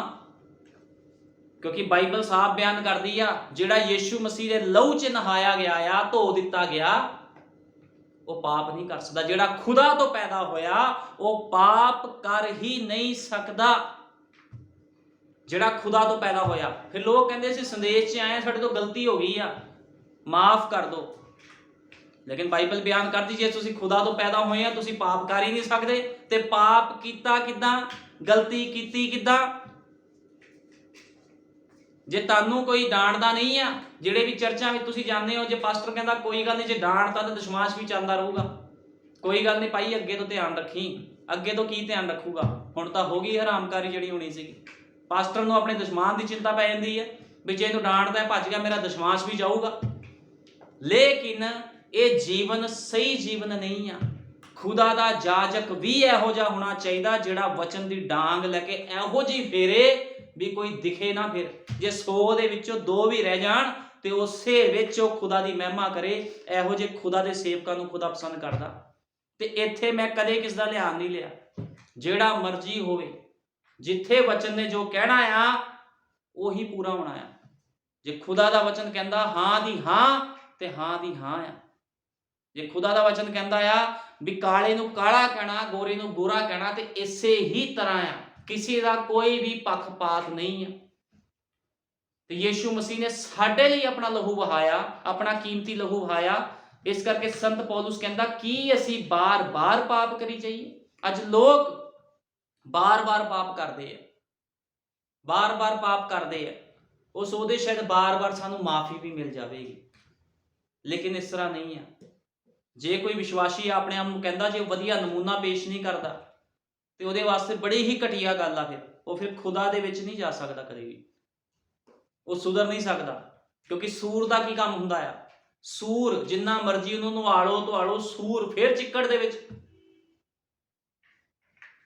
ਇੱਕ ਸ਼ੋਧ ਹੋਈ ਸੀ ਕਿ ਵਿਗਿਆਨਿਕਾਂ ਨੇ ਕੀ ਕੀਤਾ ਸੀਗਾ, ਸੂਰਾਂ ਦੇ ਬੱਚਿਆਂ ਨੂੰ ਲੈ ਕੇ 10 ਸਾਲ ਤੱਕ ਉਹਨਾਂ ਨੇ ਅਲੱਗ ਰੱਖਿਆ, ਉਹਨਾਂ ਨੂੰ ਸਫਾਈ ਦੇ ਵਿੱਚ ਰੱਖਿਆ, ਫਰੂਟ ਖਵਾਏ। ਫਿਰ ਉਹਨਾਂ ਨੇ ਦੇਖਿਆ ਵੀ ਇਹਨਾਂ ਨੂੰ ਛੱਡ ਕੇ ਜੰਗਲ 'ਚ ਦੇਖਿਆ ਜਾਵੇ ਵੀ ਕੀ ਕਰਦੇ। ਜਦੋਂ ਉਸ ਜੰਗਲ ਦੇ ਵਿੱਚ ਦੁਬਾਰਾ ਗਏ, ਉਹਨਾਂ ਨੇ ਦੇਖਿਆ ਵੀ ਦੂਜੇ ਸੂਰ ਚਿੱਕੜ 'ਚ ਆ, ਉਹੀ ਸੂਰ ਫਿਰ ਚਿੱਕੜ ਦੇ ਵਿੱਚ ਚਲੇ ਗਏ। ਕਹਿਣ ਦਾ ਮਤਲਬ ਸੁਭਾਅ ਨਹੀਂ ਬਦਲਦਾ ਬੰਦੇ ਦਾ। ਜਦੋਂ ਤੱਕ ਪਵਿੱਤਰ ਆਤਮਾ ਆ ਕੇ ਕਿਸ ਨੂੰ ਨਾ ਬਦਲੇ, ਕਿਸੇ ਬੰਦੇ ਦਾ ਸੁਭਾਅ ਨਹੀਂ ਬਦਲਦਾ। ਕਈ ਲੋਕਾਂ ਨੂੰ ਆਦਤ ਹੁੰਦੀ ਆ ਚਰਚਾਂ ਦੇ ਵਿੱਚ ਜਾਣਾ, ਪ੍ਰਭੂ ਭੋਜ ਵੀ ਲੈ ਲੈਣਾ, ਉਹਦੇ ਬਾਅਦ ਫਿਰ ਗੰਦਗੀ ਕਰਨੀ, ਭੋਗ ਵਿਲਾਸਾਂ 'ਚ ਤੁਰੇ ਫਿਰਾਂ, ਭੂਤ ਸਿੱਧੀਆਂ ਦੇ ਵਿੱਚ ਸ਼ਾਮਲ ਹੋਣਾ। ਇਹ ਲੋਕਾਂ ਦੇ ਕਈ ਕੰਮ ਆ। ਇਹ ਸਾਰਾ ਕੁਝ ਕੀ ਆ? ਵਚਨ ਤੋਂ ਬਾਹਰ। ਤੇ ਇਹੋ ਜਿਹੇ ਲੋਕ ਕਦੇ ਵੀ ਖੁਦਾ ਦੇ ਰਾਜ 'ਚ ਦਾਖਲ ਨਹੀਂ ਹੋਣਗੇ। ਜਿਹਨੂੰ ਪਤਾ ਵੀ ਇਹ ਕੰਮ, ਇੱਕ ਬੰਦਾ ਹੁੰਦਾ ਜਿਹਨੂੰ ਪਤਾ ਨਹੀਂ, ਉਹਦੇ ਲਈ ਮਾਫੀ ਹੁੰਦੀ। ਇੱਕ ਬੰਦਾ ਉਹ ਹੁੰਦਾ ਜਿਹਨੂੰ ਸਭ ਕੁਝ ਪਤਾ ਲੇਕਿਨ ਫਿਰ ਵੀ ਉਹ ਜਾਣਬੁੱਝ ਕੇ ਗਲਤੀ ਕਰਦਾ। ਇਹੋ ਜਿਹੇ ਲਈ ਕੋਈ ਵੀ ਮਾਫੀ ਨਹੀਂ ਹੈ, ਇਦਾਂ ਦੇ ਮਨੁੱਖ ਦੇ ਲਈ ਜਿਹੜਾ ਜਾਣਬੁੱਝ ਕੇ ਗਲਤੀ ਕਰਦਾ ਹੈ। ਇਸ ਕਰਕੇ ਜੋ ਖੁਦਾ ਦਾ ਵਚਨ ਕਹਿੰਦਾ ਸਾਨੂੰ ਉਹੀ ਕਰਨਾ ਚਾਹੀਦਾ ਹੈ। ਨਬੀ ਕਹਿੰਦਾ ਅਸੀਂ ਖੁਦਾ ਦੇ ਅਗੇਤਰੇ ਗਿਆਨ ਵਿੱਚ ਸੀ, ਅਸੀਂ ਜਗਤ ਦੀ ਨੀਂਹ ਧਰਨ ਤੋਂ ਪਹਿਲਾਂ ਹੀ ਬਚਾਏ ਜਾ ਚੁੱਕੇ ਹਾਂ। ਜਿਹੜੇ ਲੋਕ ਅਗੇਤਰੇ ਗਿਆਨ ਦੇ ਵਿੱਚ ਸੀ ਉਹ ਪਹਿਲਾਂ ਹੀ ਬਚਾਏ ਗਏ ਆ ਤੇ ਉਹ ਕਦੇ ਵੀ ਗਲਤੀ ਨਹੀਂ ਕਰਨਗੇ। ਅੱਜ ਲੋਕ ਸੰਦੇਸ਼ ਦੇ ਵਿੱਚ ਆਂਦੇ ਬਾਰ-ਬਾਰ ਗਲਤੀਆਂ ਕਰਦੇ, ਉਹ ਕਹਿੰਦੇ ਅਸੀਂ ਬਚਾਏ ਗਏ ਸੀ। ਭਾਈ ਜੇ ਤੂੰ ਬਚਾਇਆ ਗਿਆ ਸੀਗਾ ਫਿਰ ਤੂੰ ਗਲਤੀ ਕਿਉਂ ਕਰਦਾ ਹੈ? ਬਚਾਇਆ ਹੋਇਆ ਬੰਦਾ ਗਲਤੀ ਨਹੀਂ ਕਰਦਾ ਕਦੇ ਵੀ। ਵਚਨ ਤੋਂ ਬਾਹਰ ਕੋਈ ਵੀ ਇਹੋ ਜਿਹਾ ਕੰਮ ਨਹੀਂ ਕਰਦਾ ਜਿਹਦੇ ਨਾਲ ਖੁਦਾ ਦੇ ਨਾਮ ਨੂੰ ਬਦਨਾਮੀ ਮਿਲੇ। ਲੇਕਿਨ ਲੋਕ ਅੱਜ ਕੀ ਕਰਦੇ? ਗਲਤੀਆਂ ਕਰਦੇ ਆ, ਫਿਰ ਕਹਿੰਦੇ ਅਸੀਂ ਬਚਾਏ ਗਏ ਹਾਂ। ਲੇਕਿਨ ਖੁਦਾ ਦਾ ਵਚਨ ਕਹਿੰਦਾ, ਸਾਡੇ ਯੁੱਗ ਦਾ ਨਬੀ ਕਹਿੰਦਾ ਅਸੀਂ ਜਗਤ ਦੀ ਨੀਂਹ ਧਰਨ ਤੋਂ ਪਹਿਲਾਂ ਹੀ ਬਚਾਏ ਜਾ ਚੁੱਕੇ ਹਾਂ। ਉਹ ਕਿਹੜੇ ਲੋਕ ਆ ਜਿਹੜੇ ਬਚਾਏ ਜਾ ਚੁੱਕੇ ਆ? ਜਿਹੜੇ ਅੱਜ ਧਰਤੀ ਤੇ ਆਪਣਾ ਨਮੂਨਾ ਪੇਸ਼ ਕਰ ਰਹੇ ਆ, ਵਧੀਆ ਖੁਦਾ ਨੂੰ ਪ੍ਰਗਟ ਕਰ ਰਹੇ ਆ ਆਪਣੇ ਵਿੱਚੋਂ, ਉਹ ਲੋਕ ਬਚਾਏ ਜਾ ਚੁੱਕੇ ਆ।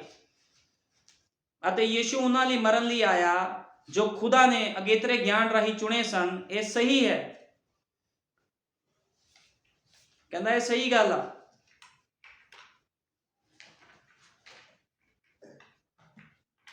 ਹੁਣ ਦੇਖੋ ਖੁਦਾ ਦਾ ਵਚਨ ਕੀ ਕਹਿ ਰਿਹਾ ਆ। ਖੁਦਾ ਦਾ ਵਚਨ ਕਹਿੰਦਾ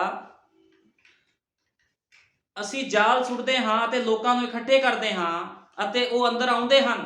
ਅਤੇ ਫਿਰ ਤੁਸੀਂ ਜਾਣਦੇ ਹੋ ਪਹਿਲੀ ਚੀਜ਼, ਉਹ ਆਉਂਦੇ ਹਨ ਅਤੇ ਚਲੇ ਜਾਂਦੇ ਹਨ।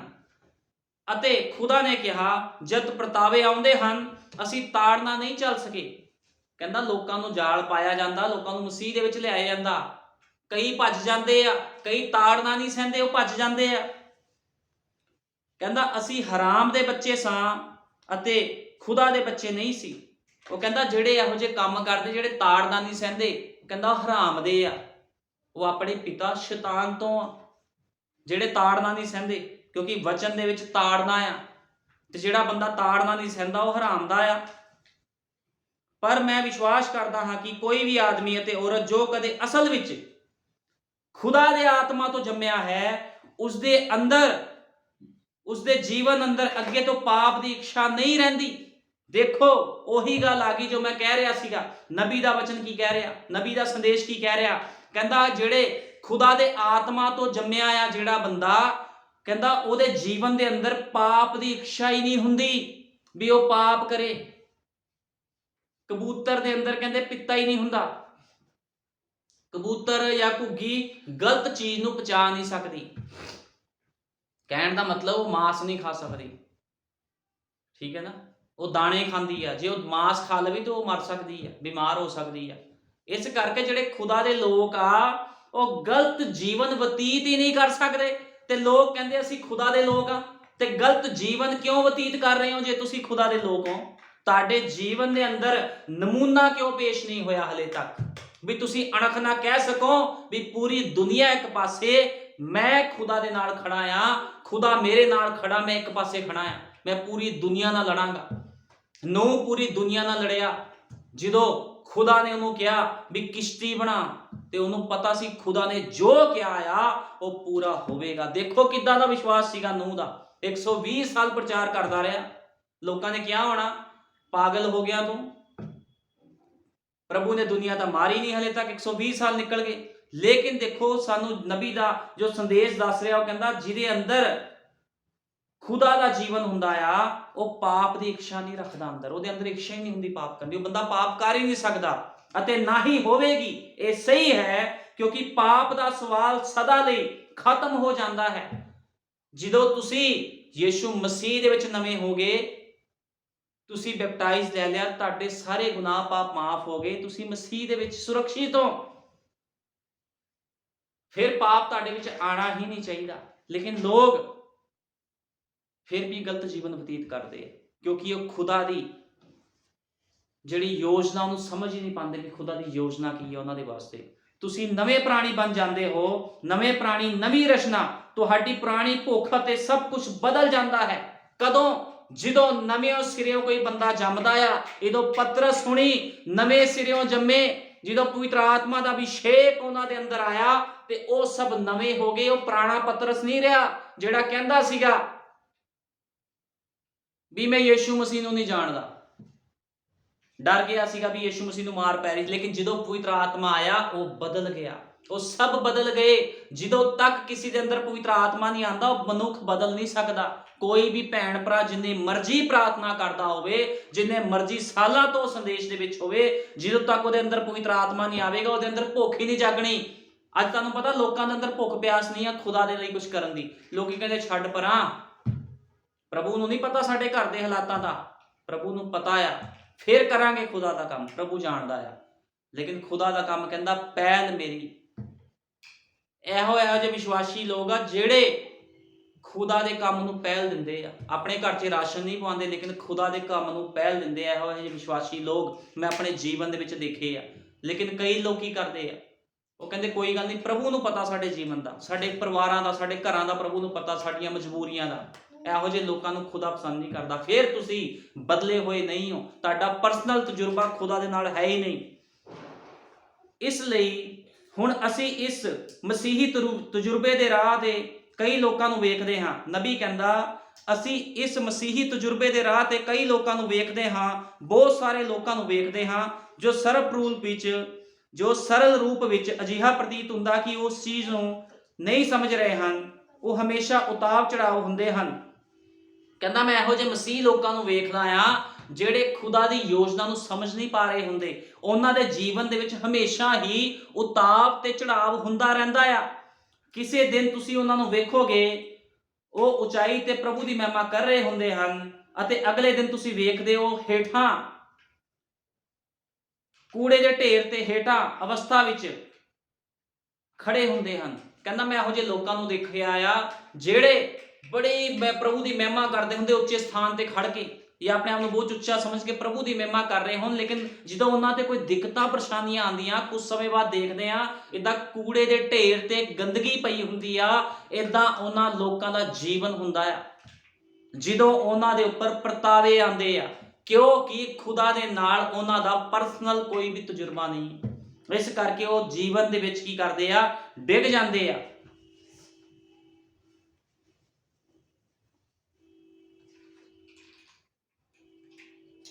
इस करके लोग अज डिग रहे हैं, उन्होंने जीवन की है सही नहीं है, लोगों के जीवन सही नहीं। जो लोग कहते आ उदा का जीवन नहीं हुंदा लोगों का। तुसी लोगों की गवाहियां देखो, लोग चर्चा च खड़ के गवाहियां दिंदे आ, लेकिन तुसी अगले भलक देखो उन्होंने गवाही फेल हुई हुंदी है। इस करके खुदा नूं गवाहियां नहीं चाहिए, खुदा नूं गवाह चाहिए। अपने शरदक मेशक अबेदनगो जो बलदी हुई भट्ठी च सिटना सीगा, उन्होंने गवाहियां नहीं दित्तियां कोई भी, वो खुदा दे गवाह बन के खड़े हो गए। कहते असी खुदा दे गवाह आ, साडा खुदा तेथों ते इस बलदी हुई भट्ठी चों भी सानू बचा सकदा आ। इहो जिहे लोकां नूं प्रभु पसंद करदा, जिहड़े गवाह बन के खड़े हो जाण भी प्रभु मैं तेरा गवाह आ, मैं मौत तो नहीं डरदा, मैं दिक्कतां परेशानियां तो नहीं डरदा, ये संसार एक पासे ते मैं एक पासे, प्रभु तेरे नाम दे विच होवां। इहो जिहा तुहाडा जीवन होना चाहिए है। लेकिन अज लोग की चाहते, लोग सोचते भी सानू ਅਸੀਂ ਚਰਚ ਗਏ ਆ, ਸਾਨੂੰ ਚੰਗਿਆਈਆਂ ਮਿਲ ਜਾਣ, ਬਰਕਤਾਂ ਮਿਲ ਜਾਣ, ਅਸੀਸਾਂ ਮਿਲ ਜਾਣ, ਅਸੀਂ ਗੰਦਗੀ ਕਰੀਏ, ਇਹ ਸਭ ਕੁਝ ਕਰੀ ਜਾਈਏ, ਪਾਸਟਰ ਨੂੰ ਧੋਖਾ ਵੀ ਦੇਈ ਚੱਲੀਏ ਤੇ ਸਾਡਾ ਰੈਪਚਰ ਵੀ ਹੋ ਜਾਵੇ। ਇਦਾਂ ਨਹੀਂ ਹੋ ਸਕਦਾ, ਇਦਾਂ ਰੈਪਚਰ ਨਹੀਂ ਹੁੰਦਾ ਕਿਸੇ ਦਾ। ਅੱਜ ਲੋਕ ਗਲਤ ਨਿਸ਼ਾਨਿਆਂ ਵਾਲਾ। ਹੁਣ ਨਬੀ ਕਹਿੰਦਾ ਬਾਈਬਲ ਵਿੱਚੋਂ ਅਸੀਂ ਪੁਰਾਣੇ ਨਿਯਮ ਦੇ ਦ੍ਰਿਸ਼ਟੀਕੋਣ ਨੂੰ ਲੈਂਦੇ ਹਾਂ। ਇੱਕ ਨਜ਼ਰੀਆ ਬਹੁਤ ਸਾਲ ਪਹਿਲਾਂ ਉਜਾੜ ਵਿੱਚ ਜਦ ਖੁਦਾ ਇਜ਼ਰਾਈਲੀ ਬੱਚਿਆਂ ਨੂੰ ਮਿਸਰ ਵਿੱਚੋਂ ਬਾਹਰ ਲੈ ਕੇ ਆਇਆ, ਉਹ ਕਹਿੰਦਾ ਅਸੀਂ ਬਾਈਬਲ ਵਿੱਚੋਂ ਇੱਕ ਨਜ਼ਰੀਆ ਲੈਂਦੇ ਹਾਂ। ਖੁਦਾਵੰਦ ਆਪਣੇ ਲੋਕਾਂ ਨੂੰ ਮਿਸਰ ਵਿੱਚੋਂ ਜਦੋਂ ਬਾਹਰ ਲੈ ਕੇ ਆਇਆ, ਜੋ ਕਿ ਸੰਸਾਰ ਦਾ ਨਮੂਨਾ ਸੀ ਅਤੇ ਉਹਨਾਂ ਦੀ ਯਾਤਰਾ ਇਸ ਯਾਤਰਾ ਦਾ ਪ੍ਰਤੀਕ ਸੀ ਜਿਸ ਵਿੱਚ ਅੱਜ ਅਸੀਂ ਹਾਂ। ਕਹਿੰਦਾ ਉਹਨਾਂ ਦੀ ਯਾਤਰਾ ਸਾਡੀ ਯਾਤਰਾ ਦਾ ਪ੍ਰਤੀਕ ਸੀ। ਜਿਹੜੀ ਯਾਤਰਾ ਉਹ ਕਰ ਰਹੇ ਸੀਗੇ, ਉਹ ਸਾਡੀ ਯਾਤਰਾ ਦਾ ਕੀ ਸੀ? ਪ੍ਰਤੀਕ ਸੀ, ਜਿਸ ਵਿੱਚ ਅੱਜ ਅਸੀਂ ਹਾਂ। ਉਹ ਵਾਅਦਾ ਕੀਤੀ ਧਰਤੀ ਵੱਲ ਆਪਣੇ ਰਾਹ ਤੇ ਸਨ ਅਤੇ ਅਸੀਂ ਵੀ ਵਾਅਦਾ ਕੀਤੀ ਧਰਤੀ ਵੱਲ ਆਪਣੇ ਰਾਹ ਤੇ ਹਾਂ। ਕੀ ਤੁਸੀਂ ਇਸ ਦਾ ਵਿਸ਼ਵਾਸ ਕਰਦੇ ਹੋ? ਖੁਦਾ ਸਾਨੂੰ ਮਿਸਰ ਵਿੱਚੋਂ ਬਾਹਰ ਕੱਢ ਰਿਹਾ ਹੈ। ਇਹ ਸੰਸਾਰ ਮਿਸਰ ਆ ਤੇ ਖੁਦਾਵੰਦ ਕੀ ਕਰ ਰਿਹਾ? ਸਾਨੂੰ ਮਿਸਰ ਦੇ ਵਿੱਚੋਂ ਬਾਹਰ ਕੱਢ ਰਿਹਾ ਆ। ਮਿਸਰ ਉਸ ਸਮੇਂ ਸੰਸਾਰ ਕੈਦ ਗੁਲਾਮੀ ਦਾ ਨਮੂਨਾ ਸੀਗਾ। ਜਿਹੜਾ ਮਿਸਰ ਸੀਗਾ ਉਸ ਸਮੇਂ ਮੂਸਾ ਦੇ ਸਮੇਂ ਕਾਹਦਾ ਨਮੂਨਾ ਸੀਗਾ? ਕੈਦ ਦਾ ਤੇ ਗੁਲਾਮੀ ਦਾ ਨਮੂਨਾ ਸੀ। ਅਤੇ ਉਹ ਸਾਨੂੰ ਮਿਸਰ ਵਿੱਚੋਂ ਬਾਹਰ ਕੱਢ ਲਿਆਇਆ ਅਤੇ ਅਸੀਂ ਖੁਦਾ ਦੀ ਵਾਅਦਾ ਕੀਤੀ ਹੋਈ ਧਰਤੀ ਜੋ ਵਿਸ਼ਵਾਸ ਲਈ ਹੈ ਦੇ ਰਾਹ ਤੇ ਹਾਂ। ਕੀ ਇਹ ਜਾਣਨਾ ਅਦਭੁਤ ਨਹੀਂ ਹੈ? ਕੀ ਇਹ ਅਦਭੁਤ ਨਹੀਂ ਹੈ? ਨਬੀ ਕਹਿੰਦਾ ਕਿ ਇਹ ਅਦਭੁਤ ਗੱਲ ਨਹੀਂ ਹੈ। ਖੁਦਾ ਸਾਨੂੰ ਮਿਸਰ ਵਿੱਚੋਂ ਬਾਹਰ ਕੱਢ ਲਿਆਇਆ। ਇਹ ਸੰਸਾਰ ਮਿਸ਼ਨਾਂ ਜਥੇਬੰਦੀਆਂ ਦੇ ਵਿੱਚ ਅਸੀਂ ਸੀ, ਇਹ ਕੀ ਸੀ? ਮਿਸਰ ਸੀ। ਤੇ ਇਸ ਮਿਸਰ ਦੇ ਵਿੱਚੋਂ ਕੌਣ ਸਾਨੂੰ ਬਾਹਰ ਕੱਢ ਕੇ ਲਿਆਇਆ? ਇੱਕ ਨਬੀ ਜਿਹਦੇ ਅੰਦਰ ਖੁਦਾ ਦਾ ਵਚਨ ਸੀ, ਜਿਹਦਾ ਨਾਮ ਭਾਈ ਵਿਲੀਅਮ ਮੈਰੀਅਨ ਬ੍ਰੈਨਮ ਸੀਗਾ। ਤੇ ਅੱਜ ਲੋਕ ਕਹਿੰਦੇ ਇਹ ਤਾਂ ਭਾਈ ਬ੍ਰੈਨਮ ਨੂੰ ਮੰਨਦੇ ਆ। ਅਸੀਂ ਭਾਈ ਬ੍ਰੈਨਮ ਨੂੰ ਨਹੀਂ ਮੰਨਦੇ, ਅਸੀਂ ਯਿਸੂ ਮਸੀਹ ਨੂੰ ਮੰਨਦੇ ਹਾਂ। ਭਾਈ ਬ੍ਰੈਨਮ ਉਹਦਾ ਹੱਥ ਦਾ 7ਵਾਂ ਸਿਤਾਰਾ ਆ, ਕਿਉਂਕਿ ਬਾਈਬਲ ਇਸੇ ਤਰ੍ਹਾਂ ਬਿਆਨ ਕਰਦੀ ਯਿਸੂ ਮਸੀਹ ਦੇ ਹੱਥ ਦੇ ਵਿੱਚ 7 ਸਿਤਾਰੇ ਆ। ਇਹ 7ਵਾਂ ਸਿਤਾਰਾ ਭਾਈ ਵਿਲੀਅਮ ਮੈਰੀਅਨ ਬ੍ਰੈਨਮ ਸੀ। ਇਹ ਚੌਥਾ ਏਲੀਆ ਤੇ 7ਵਾਂ ਦੂਤ ਸੀਗਾ, ਜਿਹਨੇ ਇਸ ਧਰਤੀ ਤੇ ਆਣਾ ਸੀਗਾ। ਕਾਹਦੇ ਵਾਸਤੇ ਆਣਾ ਸੀਗਾ? ਖੁਦਾ ਦੇ ਕੰਮ ਕਰਨ ਦੇ ਲਈ, ਖੁਦਾ ਦੀ ਯੋਜਨਾਵਾਂ ਨੂੰ ਲੋਕਾਂ ਦੇ ਲਈ ਖੋਲਣ ਦੇ ਲਈ ਆਣਾ ਸੀਗਾ। ਗੁਪਤ ਭੇਤਾਂ ਨੂੰ ਖੋਲਣ ਦੇ ਲਈ ਇਹ ਧਰਤੀ ਤੇ ਆਇਆ ਤੇ ਇਹਨੇ ਦੱਸਿਆ ਵੀ ਤੁਹਾਡਾ ਜੀਵਨ ਮਸੀਹ ਦੇ ਵਿੱਚ ਕਿੱਦਾਂ ਦਾ ਹੋਣਾ ਚਾਹੀਦਾ। ਵੀ ਤੁਸੀਂ ਖੁਦਾ ਦੀ ਭਗਤੀ ਤਾਂ ਕਰ ਰਹੇ ਹੋ ਤੇ ਕਿੱਦਾਂ ਭਗਤੀ ਕਰਨੀ ਹੈ ਖੁਦਾ ਦੀ, ਕਿੱਦਾਂ ਤੁਸੀਂ ਉਹਦੇ ਰਾਹ 'ਚ ਜਾ ਸਕਦੇ ਹੋ। ਇਹ ਸਾਨੂੰ ਸਾਡੇ ਯੁੱਗ ਦੇ ਨਬੀ ਭਾਈ ਬ੍ਰੈਨਮ ਨੇ ਦੱਸਿਆ। ਕਿਉਂਕਿ ਜਿਹੜੀ ਬਾਈਬਲ ਆ, ਬਾਈਬਲ ਬੰਦ ਪੁਸਤਕ ਆ, ਲੇਕਿਨ ਇਹਦਾ ਕੋਡ ਕੌਣ ਆ? ਬਾਈਬਲ ਦਾ ਕੋਡ ਭਾਈ ਵਿਲੀਅਮ ਮੈਰੀਅਨ ਬ੍ਰੈਨਮ ਆ। ਕਿਸੇ ਦੇ ਉੱਪਰ ਵੀ ਇਹ ਬਾਈਬਲ ਨਹੀਂ ਖੋਲ ਸਕਦੀ ਕੋਈ ਜੋ ਮਰਜ਼ੀ ਕਰੇ, ਜਿੰਨੀ ਮਰਜ਼ੀ ਡਿਗਰੀਆਂ ਕਰਕੇ ਇਸ ਬਾਈਬਲ ਨੂੰ ਪੜ੍ਹ ਲਵੇ। ਇਹ ਬਾਈਬਲ ਕਿਸੇ ਦੇ ਉੱਪਰ ਨਹੀਂ ਖੁੱਲਦੀ ਜਦੋਂ ਤੱਕ ਕੋਈ ਨਬੀ ਨੂੰ ਐਕਸੈਪਟ ਨਹੀਂ ਕਰਦਾ।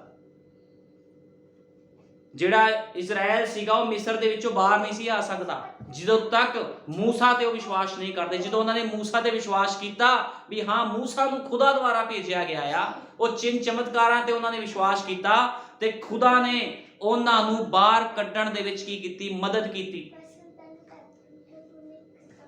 ਅਤੇ ਧਿਆਨ ਦੇਵੋ, ਹੁਣ ਇਸ ਯਾਤਰਾ ਵਿੱਚ ਉਹਨਾਂ ਦੇ ਹਾਲਾਤ ਫੁੱਲਾਂ ਦੀ ਸੇਜ ਵਾਂਗ ਨਹੀਂ ਸਨ। ਕਹਿੰਦਾ ਉਹਨਾਂ ਦਾ ਜਿਹੜੀ ਯਾਤਰਾ ਵਿੱਚ ਉਹਨਾਂ ਦੇ ਹਾਲਾਤ ਸੀ ਫੁੱਲਾਂ ਦੀ ਸੇਜ ਵਰਗੇ ਨਹੀਂ ਸੀਗੇ। ਜਦੋਂ ਮਿਸਰ ਵਿੱਚੋਂ ਬਾਹਰ ਆ ਰਹੇ ਸੀ ਉਹਨਾਂ ਦੇ ਉਤਾਰ ਚੜਾਵ ਸਨ ਅਤੇ ਸਮੱਸਿਆਵਾਂ ਅਤੇ ਭਟਕ ਜਾਣਾ ਸੀ, ਪਰ ਫਿਰ ਵੀ ਉਹ ਵਾਅਦਾ ਕੀਤੀ ਧਰਤੀ ਵਿੱਚ ਪਹੁੰਚੇ।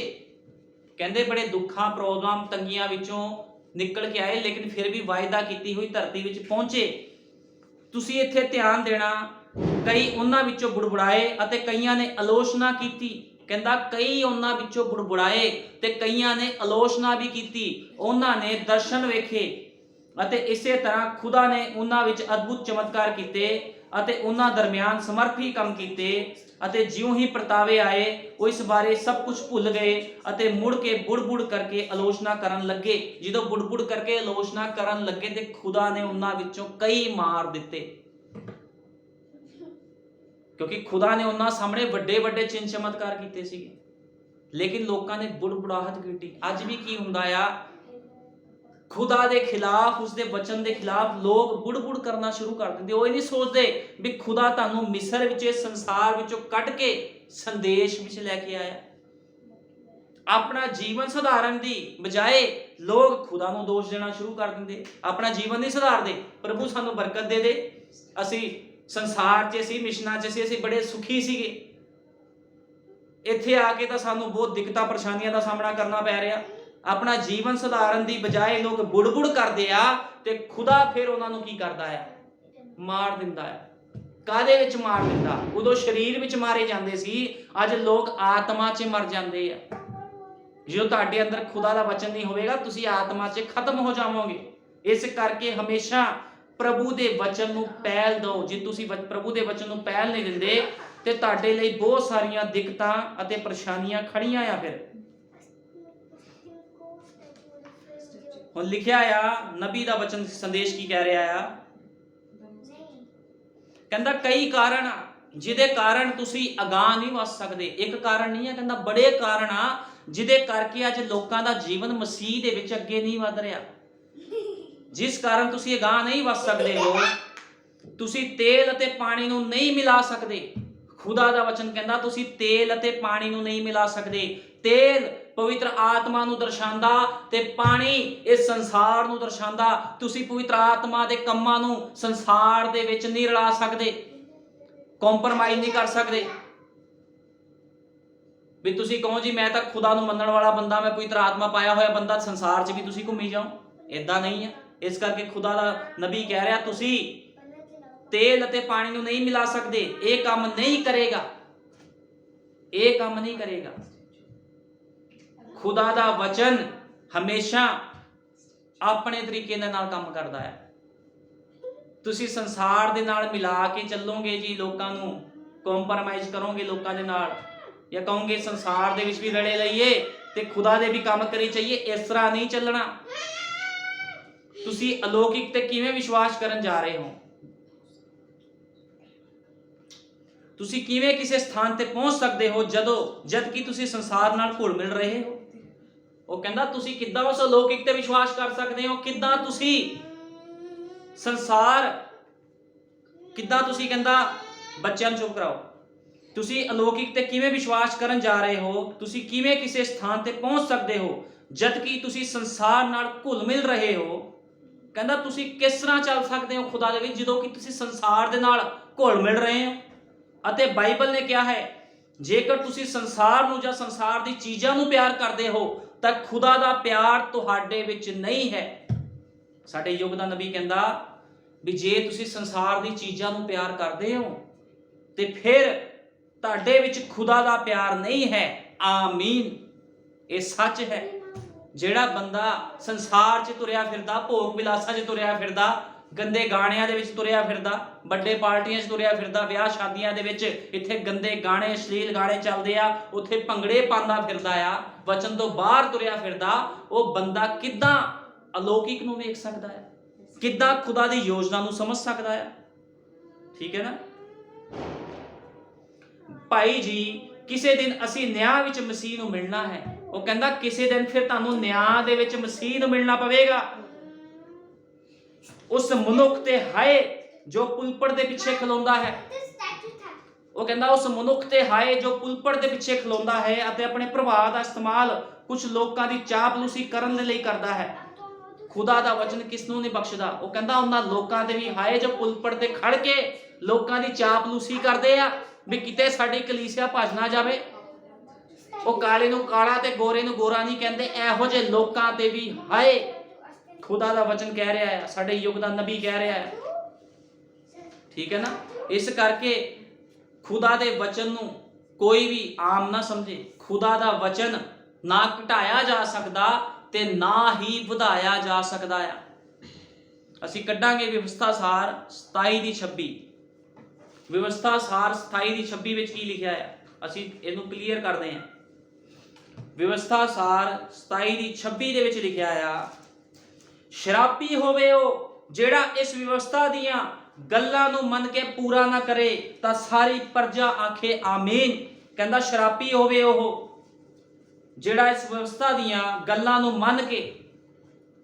ਹੁਣ ਦੇਖੋ ਬਾਈਬਲ ਸਾਫ਼ ਬਿਆਨ ਕਰਦੀ ਵੀ, ਕਹਿੰਦਾ ਸ਼ਰਾਬੀ ਹੋਵੇ ਉਹ ਬੰਦਾ, ਉਹ ਭੈਣ ਭਾਈ ਜਿਹੜਾ ਇਸ ਵਿਵਸਥਾ ਦੀਆਂ ਬਾਈਬਲ ਦੀਆਂ ਗੱਲਾਂ ਨੂੰ ਮੰਨ ਕੇ ਪੂਰਾ ਨਾ ਕਰੇ।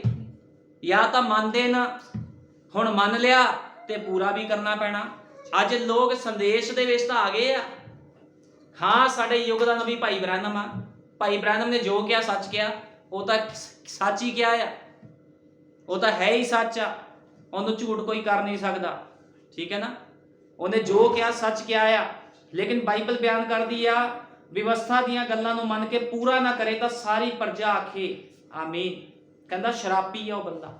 ਸ਼ਰਾਬ ਥੱਲੇ ਉਹ ਲੋਕ ਅੱਜ ਆ ਰਹੇ ਨੇ ਜਿਹੜੇ ਸੰਦੇਸ਼ ਦੇ ਵਿੱਚ ਆ ਕੇ ਉਹਨੂੰ ਪੂਰਾ ਨਹੀਂ ਕਰ ਰਹੇ, ਉਹਦੇ ਵਿੱਚ ਚੱਲ ਨਹੀਂ ਰਹੇ। ਸੰਦੇਸ਼ ਤਾਂ ਆ ਗਿਆ, ਪੜ੍ਹ ਵੀ ਲਏ ਸੰਦੇਸ਼, ਪ੍ਰਚਾਰ ਵੀ ਸੁਣ ਲਏ ਵੀ ਕਿੱਦਾਂ ਦਾ ਤੁਹਾਡਾ ਇੱਕ ਮਸੀਹ ਜੀਵਨ ਹੋਣਾ ਚਾਹੀਦਾ, ਲੇਕਿਨ ਹੁਣ ਕੀ ਆ, ਸਾਰਾ ਕੁਝ ਮੰਨਿਆ ਲੇਕਿਨ ਪੂਰਾ ਨਹੀਂ ਕਰ ਰਹੇ। ਸ਼ਰਾਬੀ ਆ ਉਹ ਲੋਕ, ਭੁਲੇਖੇ ਵਿੱਚ ਹਨ ਉਹ ਲੋਕ ਜਿਹੜੇ ਕਹਿੰਦੇ ਆ ਵੀ ਅਸੀਂ ਪ੍ਰਭੂ ਦੇ ਵਿੱਚ ਆ। ਜੇ ਤੁਸੀਂ ਪ੍ਰਭੂ ਦੇ ਵਿੱਚੋਂ ਸੰਦੇਸ਼ ਤੁਹਾਡੇ ਕੋ ਆ ਗਿਆ, ਮੰਨ ਵੀ ਲਿਆ, ਤੇ ਪੂਰਾ ਕਿਹਨੇ ਕਰਨਾ? ਗਵਾਂਢੀਆਂ ਨੇ। ਪੂਰਾ ਵੀ ਤੁਹਾਨੂੰ ਹੀ ਕਰਨਾ ਪੈਣਾ। ਇਸ ਕਰਕੇ ਮੈਂ ਤੁਹਾਨੂੰ ਵਿਵਸਥਾ ਸਾਰ 27 ਦੀ 26 ਪੜ੍ਹਾਈ ਆ। ਸ਼ਰਾਬੀ ਹੋਵੇ ਉਹ ਜਿਹੜਾ ਇਸ ਵਿਵਸਥਾ ਦੀਆਂ ਗੱਲਾਂ ਨੂੰ ਮੰਨ ਕੇ ਪੂਰਾ ਨਾ ਕਰੇ ਤਾਂ ਸਾਰੀ ਪ੍ਰਜਾ ਆਖੇ ਆਮੀਨ। ਇਹ ਸੱਚ ਤੇ ਆਮੀਨ ਆ। ਜੇ ਤੁਸੀਂ ਮੰਨਿਆ ਆ ਸੰਦੇਸ਼ ਨੂੰ, ਇਸ ਯੁੱਗ ਦਾ ਸੰਦੇਸ਼ ਵਾਕ ਭਾਈ ਬ੍ਰੈਨਮ ਆ, ਉਹਨੇ ਤੁਹਾਨੂੰ ਮਨਾ ਕੀਤਾ ਤੁਸੀਂ ਗਲਤ ਕੰਮ ਨਹੀਂ ਕਰ ਸਕਦੇ, ਸੰਸਾਰ 'ਚ ਨਹੀਂ ਜਾ ਸਕਦੇ, ਫਿਰ ਤੁਹਾਨੂੰ ਤੁਸੀਂ ਮੰਨ ਕੇ ਨਹੀਂ ਚੱਲਦੇ ਤਾਂ ਤੁਸੀਂ ਫਿਰ ਸ਼ਰਾਬੀ ਹੋ। ਕੋਈ ਪਾਸਟਰ ਤੁਹਾਨੂੰ ਦੁਆ ਕਰਕੇ ਤੁਹਾਡੀ ਬਰਕਤਾਂ ਨੂੰ ਨਹੀਂ ਖੋਲ ਸਕਦਾ, ਤੁਹਾਡੇ ਬਿਜ਼ਨਸ ਨੂੰ ਨਹੀਂ ਖੋਲ ਸਕਦਾ, ਕਿਉਂਕਿ ਤੁਸੀਂ ਹੈਗੇ ਹੀ ਸ਼ਰਾਬੀ ਹੋ। ਤੁਸੀਂ ਵਚਨ ਤੋਂ ਬਾਹਰ ਕੰਮ ਕਰ ਰਹੇ ਹੋ। ਇਸ ਕਰਕੇ ਖੁਦਾ ਦਾ ਵਚਨ ਕਹਿੰਦਾ ਆ ਤੌਬਾ ਕਰ। ਲੇਕਿਨ ਸਭ ਕੁਝ ਮੰਨਿਆ ਲੇਕਿਨ ਚੱਲ ਨਹੀਂ ਰਹੇ, ਫਿਰ ਇਹਦੇ ਵਿੱਚ ਕਿਹਦੀ ਗਲਤੀ? ਇਹਦੇ ਵਿੱਚ ਤੁਹਾਡੀ ਗਲਤੀ, ਕਿਸੇ ਹੋਰ ਦੀ ਗਲਤੀ ਨਹੀਂ ਹੈ। ਨਬੀ ਨੇ ਕਿਹਾ ਆ, ਸੰਦੇਸ਼ ਦੇ ਵਿੱਚ ਲਿਖਿਆ ਆ, ਨਬੀ ਕਹਿੰਦਾ ਇੱਕ ਔਰਤ ਸੀਗੀ। ਭਾਈ ਬ੍ਰੈਨਮ ਨੇ ਕਿਹਾ ਇੱਕ ਔਰਤ ਸੀ, ਉਹ ਬੜੀ ਹੀ ਪਿਆਰੀ ਭੈਣ ਸੀ, ਉਹ ਚਰਚ ਦੇ ਵਿੱਚ ਪਿਆਨੋ ਵਜਾਉਂਦੀ ਸੀਗੀ। ਭਾਈ ਬ੍ਰੈਨਮ ਕਿਸੇ ਔਰਤ ਦੀ ਗੱਲ ਦੱਸ ਰਹੇ, ਕਹਿੰਦੇ ਚਰਚ 'ਚ ਉਹ ਪਿਆਨੋ ਵਜਾਉਂਦੀ ਸੀਗੀ। ਤੇ ਪਿਆਨੋ ਵਜਾਉਂਦੀ ਕੀ ਹੋਇਆ, ਉਹਨੇ ਆਪਣੇ ਆਪ ਨੂੰ ਬੜਾ ਮਸ਼ਹੂਰ ਕੀਤਾ ਵੀ ਉਹ ਬੜੀ ਪਿਆਨੋ ਵਧੀਆ ਵਜਾਉਂਦੀ, ਲੋਕ ਉਹਦੀ ਪ੍ਰਸ਼ੰਸਾ ਵੀ ਕਰਦੇ ਸੀ। ਉਹ ਸੋਚਦੀ ਸੀ ਮੈਂ ਬੜੀ ਆਤਮਿਕ ਹਾਂ। ਲੇਕਿਨ ਕੀ ਹੋਇਆ, ਉਸ ਚਰਚ ਤੋਂ ਫਿਰ ਉਹ ਕਿਸੇ ਦੂਜੇ ਚਰਚ ਵਿੱਚ ਚਲੀ ਗਈ। ਦੂਜੇ ਚਰਚ ਵਿੱਚ ਚਲੇ ਗਈ ਤੇ ਉੱਥੇ ਕੀ ਸੀਗਾ, ਉੱਥੇ ਜਾ ਕੇ ਵੀ ਉਹਨੇ ਪਿਆਨੋ ਵਜਾਉਣਾ ਸ਼ੁਰੂ ਕੀਤਾ। ਤੇ ਜਦੋਂ ਉੱਥੇ ਗਈ, ਉਸ ਸਥਾਨ ਦੇ ਵਿੱਚ ਜਿੱਥੇ ਉਹ ਗਈ, ਉੱਥੇ ਬੜੀ ਹੀ ਅਲੱਗ ਜੀ ਸੰਗ ਸਿਸਟਮ ਸੀਗਾ। ਉੱਥੇ ਦੀ ਜਿਹੜੀ ਔਰਤਾਂ ਸੀ ਪੈਂਟਾਂ ਪਾਉਂਦੀਆਂ ਸੀਗੀਆਂ, ਛੋਟੇ ਛੋਟੇ ਕੱਪੜੇ ਉਹ ਪਾਉਂਦੇ ਸੀ ਲੋਕ। ਉਹਨੇ ਵੀ ਉਹੋ ਜਿਹੇ ਕੰਮ ਕਰਨੇ ਸ਼ੁਰੂ ਕਰ ਦਿੱਤੇ। ਜਦੋਂ ਉਹੋ ਜਿਹੇ ਕੰਮ ਸ਼ੁਰੂ ਕਰ ਦਿੱਤੇ ਉਹਨੇ, ਤੇ ਕੀ ਹੋਇਆ, ਨਬੀ ਕਹਿੰਦਾ ਜੇਕਰ ਤੁਸੀਂ ਧਿਆਨ ਦੇਵੋ, ਫਿਰ ਉਸਨੇ ਸ਼ੁਰੂ ਕਰ ਦਿੱਤਾ, ਉਸਨੇ ਇੱਕ ਬਾਕੀ ਸਾਰੇ ਕੰਮ ਕਰਨੇ ਸ਼ੁਰੂ ਕਰ ਦਿੱਤੇ। ਕੁਝ ਸਮੇਂ ਬਾਅਦ ਉਸਦੇ ਗੁਆਂਢ ਵਿੱਚ ਇੱਕ ਛੋਟਾ ਧੋਖੇਬਾਜ਼ ਲਹਿਰਾਉਂਦੇ ਬਾਲਾਂ ਵਾਲਾ ਆਇਆ ਅਤੇ ਉਸਦੇ ਨਾਲ ਪਿਆਰ ਵਿੱਚ ਪੈ ਗਈ ਅਤੇ ਉਹ ਕਿਸੇ ਔਰਤ ਦਾ ਪਤੀ ਸੀ। ਅਤੇ ਪਹਿਲੀ ਚੀਜ਼ ਉਹ ਪਿੱਛੇ ਗਏ ਅਤੇ ਜਦ ਉਹ ਆਉਂਦਾ, ਉਹ ਛੋਟੇ ਕੱਪੜੇ ਪਹਿਨੇ ਹੋਏ ਆਪਣੇ ਸਾਰੇ ਘਰ ਦੇ ਪਿਛਲੇ ਵਿਹੜੇ ਵਿੱਚ ਘਾਹ ਸਾਫ਼ ਕਰਨ ਜਾਂਦੀ। ਤੂੰ ਇਹਨਾਂ ਨੂੰ ਇਸ ਲਈ ਪਹਿਨਦੀ ਹੈ, ਖੁਦਾ ਦੇ ਸਨਮੁਖ ਹਾਜ਼ਰ ਹੋਣ ਲਈ ਨਹੀਂ, ਪਰ ਆਦਮੀ ਸਾਹਮਣੇ ਪੇਸ਼ ਹੋਣ ਲਈ। ਹੁਣ ਕੀ ਸੀਗਾ ਵੀ ਉਹ ਜਦੋਂ ਜਾਂਦੀ ਸੀ, ਉਹ ਪਹਿਲੀ ਮੈਰਿਡ ਸੀਗੀ, ਉਹਨੇ ਆਪਣੇ ਪਤੀ ਨੂੰ ਛੱਡਿਆ, ਦੂਜੇ ਨਾਲ ਵਿਆਹ ਕਰਵਾ ਲਿਆ। ਦੂਜੇ ਨਾਲ ਵਿਆਹ ਜਦੋਂ ਕਰਵਾਇਆ ਤੇ ਕੀ ਹੋਇਆ, ਵਚਨ ਤੋਂ ਬਾਹਰ ਸਾਰੇ ਉਹਨੇ ਕੰਮ ਕਰਨੇ ਸ਼ੁਰੂ ਕਰ ਦਿੱਤੇ। ਤੇ ਉਹਨੂੰ ਕਿਸੇ ਪਾਦਰੀ ਨੇ ਡਾਂਟਿਆ ਵੀ ਤੂੰ ਆਹ ਕੰਮ ਤੇਰੇ ਲਈ ਗਲਤ ਆ। ਉਹ ਕਹਿੰਦੀ ਕੁਝ ਵੀ ਗਲਤ ਨਹੀਂ ਆ, ਦੂਜੀਆਂ ਵੀ ਤਾਂ ਐਂ ਹੀ ਕਰਦੀਆਂ, ਉਹ ਵੀ ਤਾਂ ਚਰਚ ਦੇ ਵਿੱਚ ਇਦਾਂ ਹੀ ਕਰਦੀਆਂ, ਮੈਂ ਕਰ ਲਿਆ ਫਿਰ ਕੀ ਹੋ ਗਿਆ। ਅੱਜ ਲੋਕ ਇੱਕ ਦੂਸਰੇ ਨੂੰ ਵੇਖਦੇ ਆ, ਉਹ ਕਹਿੰਦੇ ਉਹ ਵੀ ਮਸੀਹ ਭਾਈ ਆ, ਉਹ ਵੀ ਮਸੀਹ ਭੈਣ, ਉਹ ਵੀ ਤਾਂ ਇਦਾਂ ਕਰਦਾ, ਉਸ ਚਰਚ ਵਿੱਚ ਵੀ ਤਾਂ ਇਦਾਂ ਹੁੰਦਾ, ਉਹ ਐਂਟੀਮੈਸ ਦਾ ਚਰਚ ਆ, ਉੱਥੇ ਵੀ ਤਾਂ ਇਦਾਂ ਹੁੰਦਾ, ਇੱਥੇ ਜ਼ਿਆਦਾ ਸਖਤੀ ਆ। ਉੱਥੇ ਕੀ ਹੁੰਦਾ ਨਹੀਂ ਹੁੰਦਾ ਤੁਸੀਂ ਉਹ ਨਹੀਂ ਵੇਖਣਾ।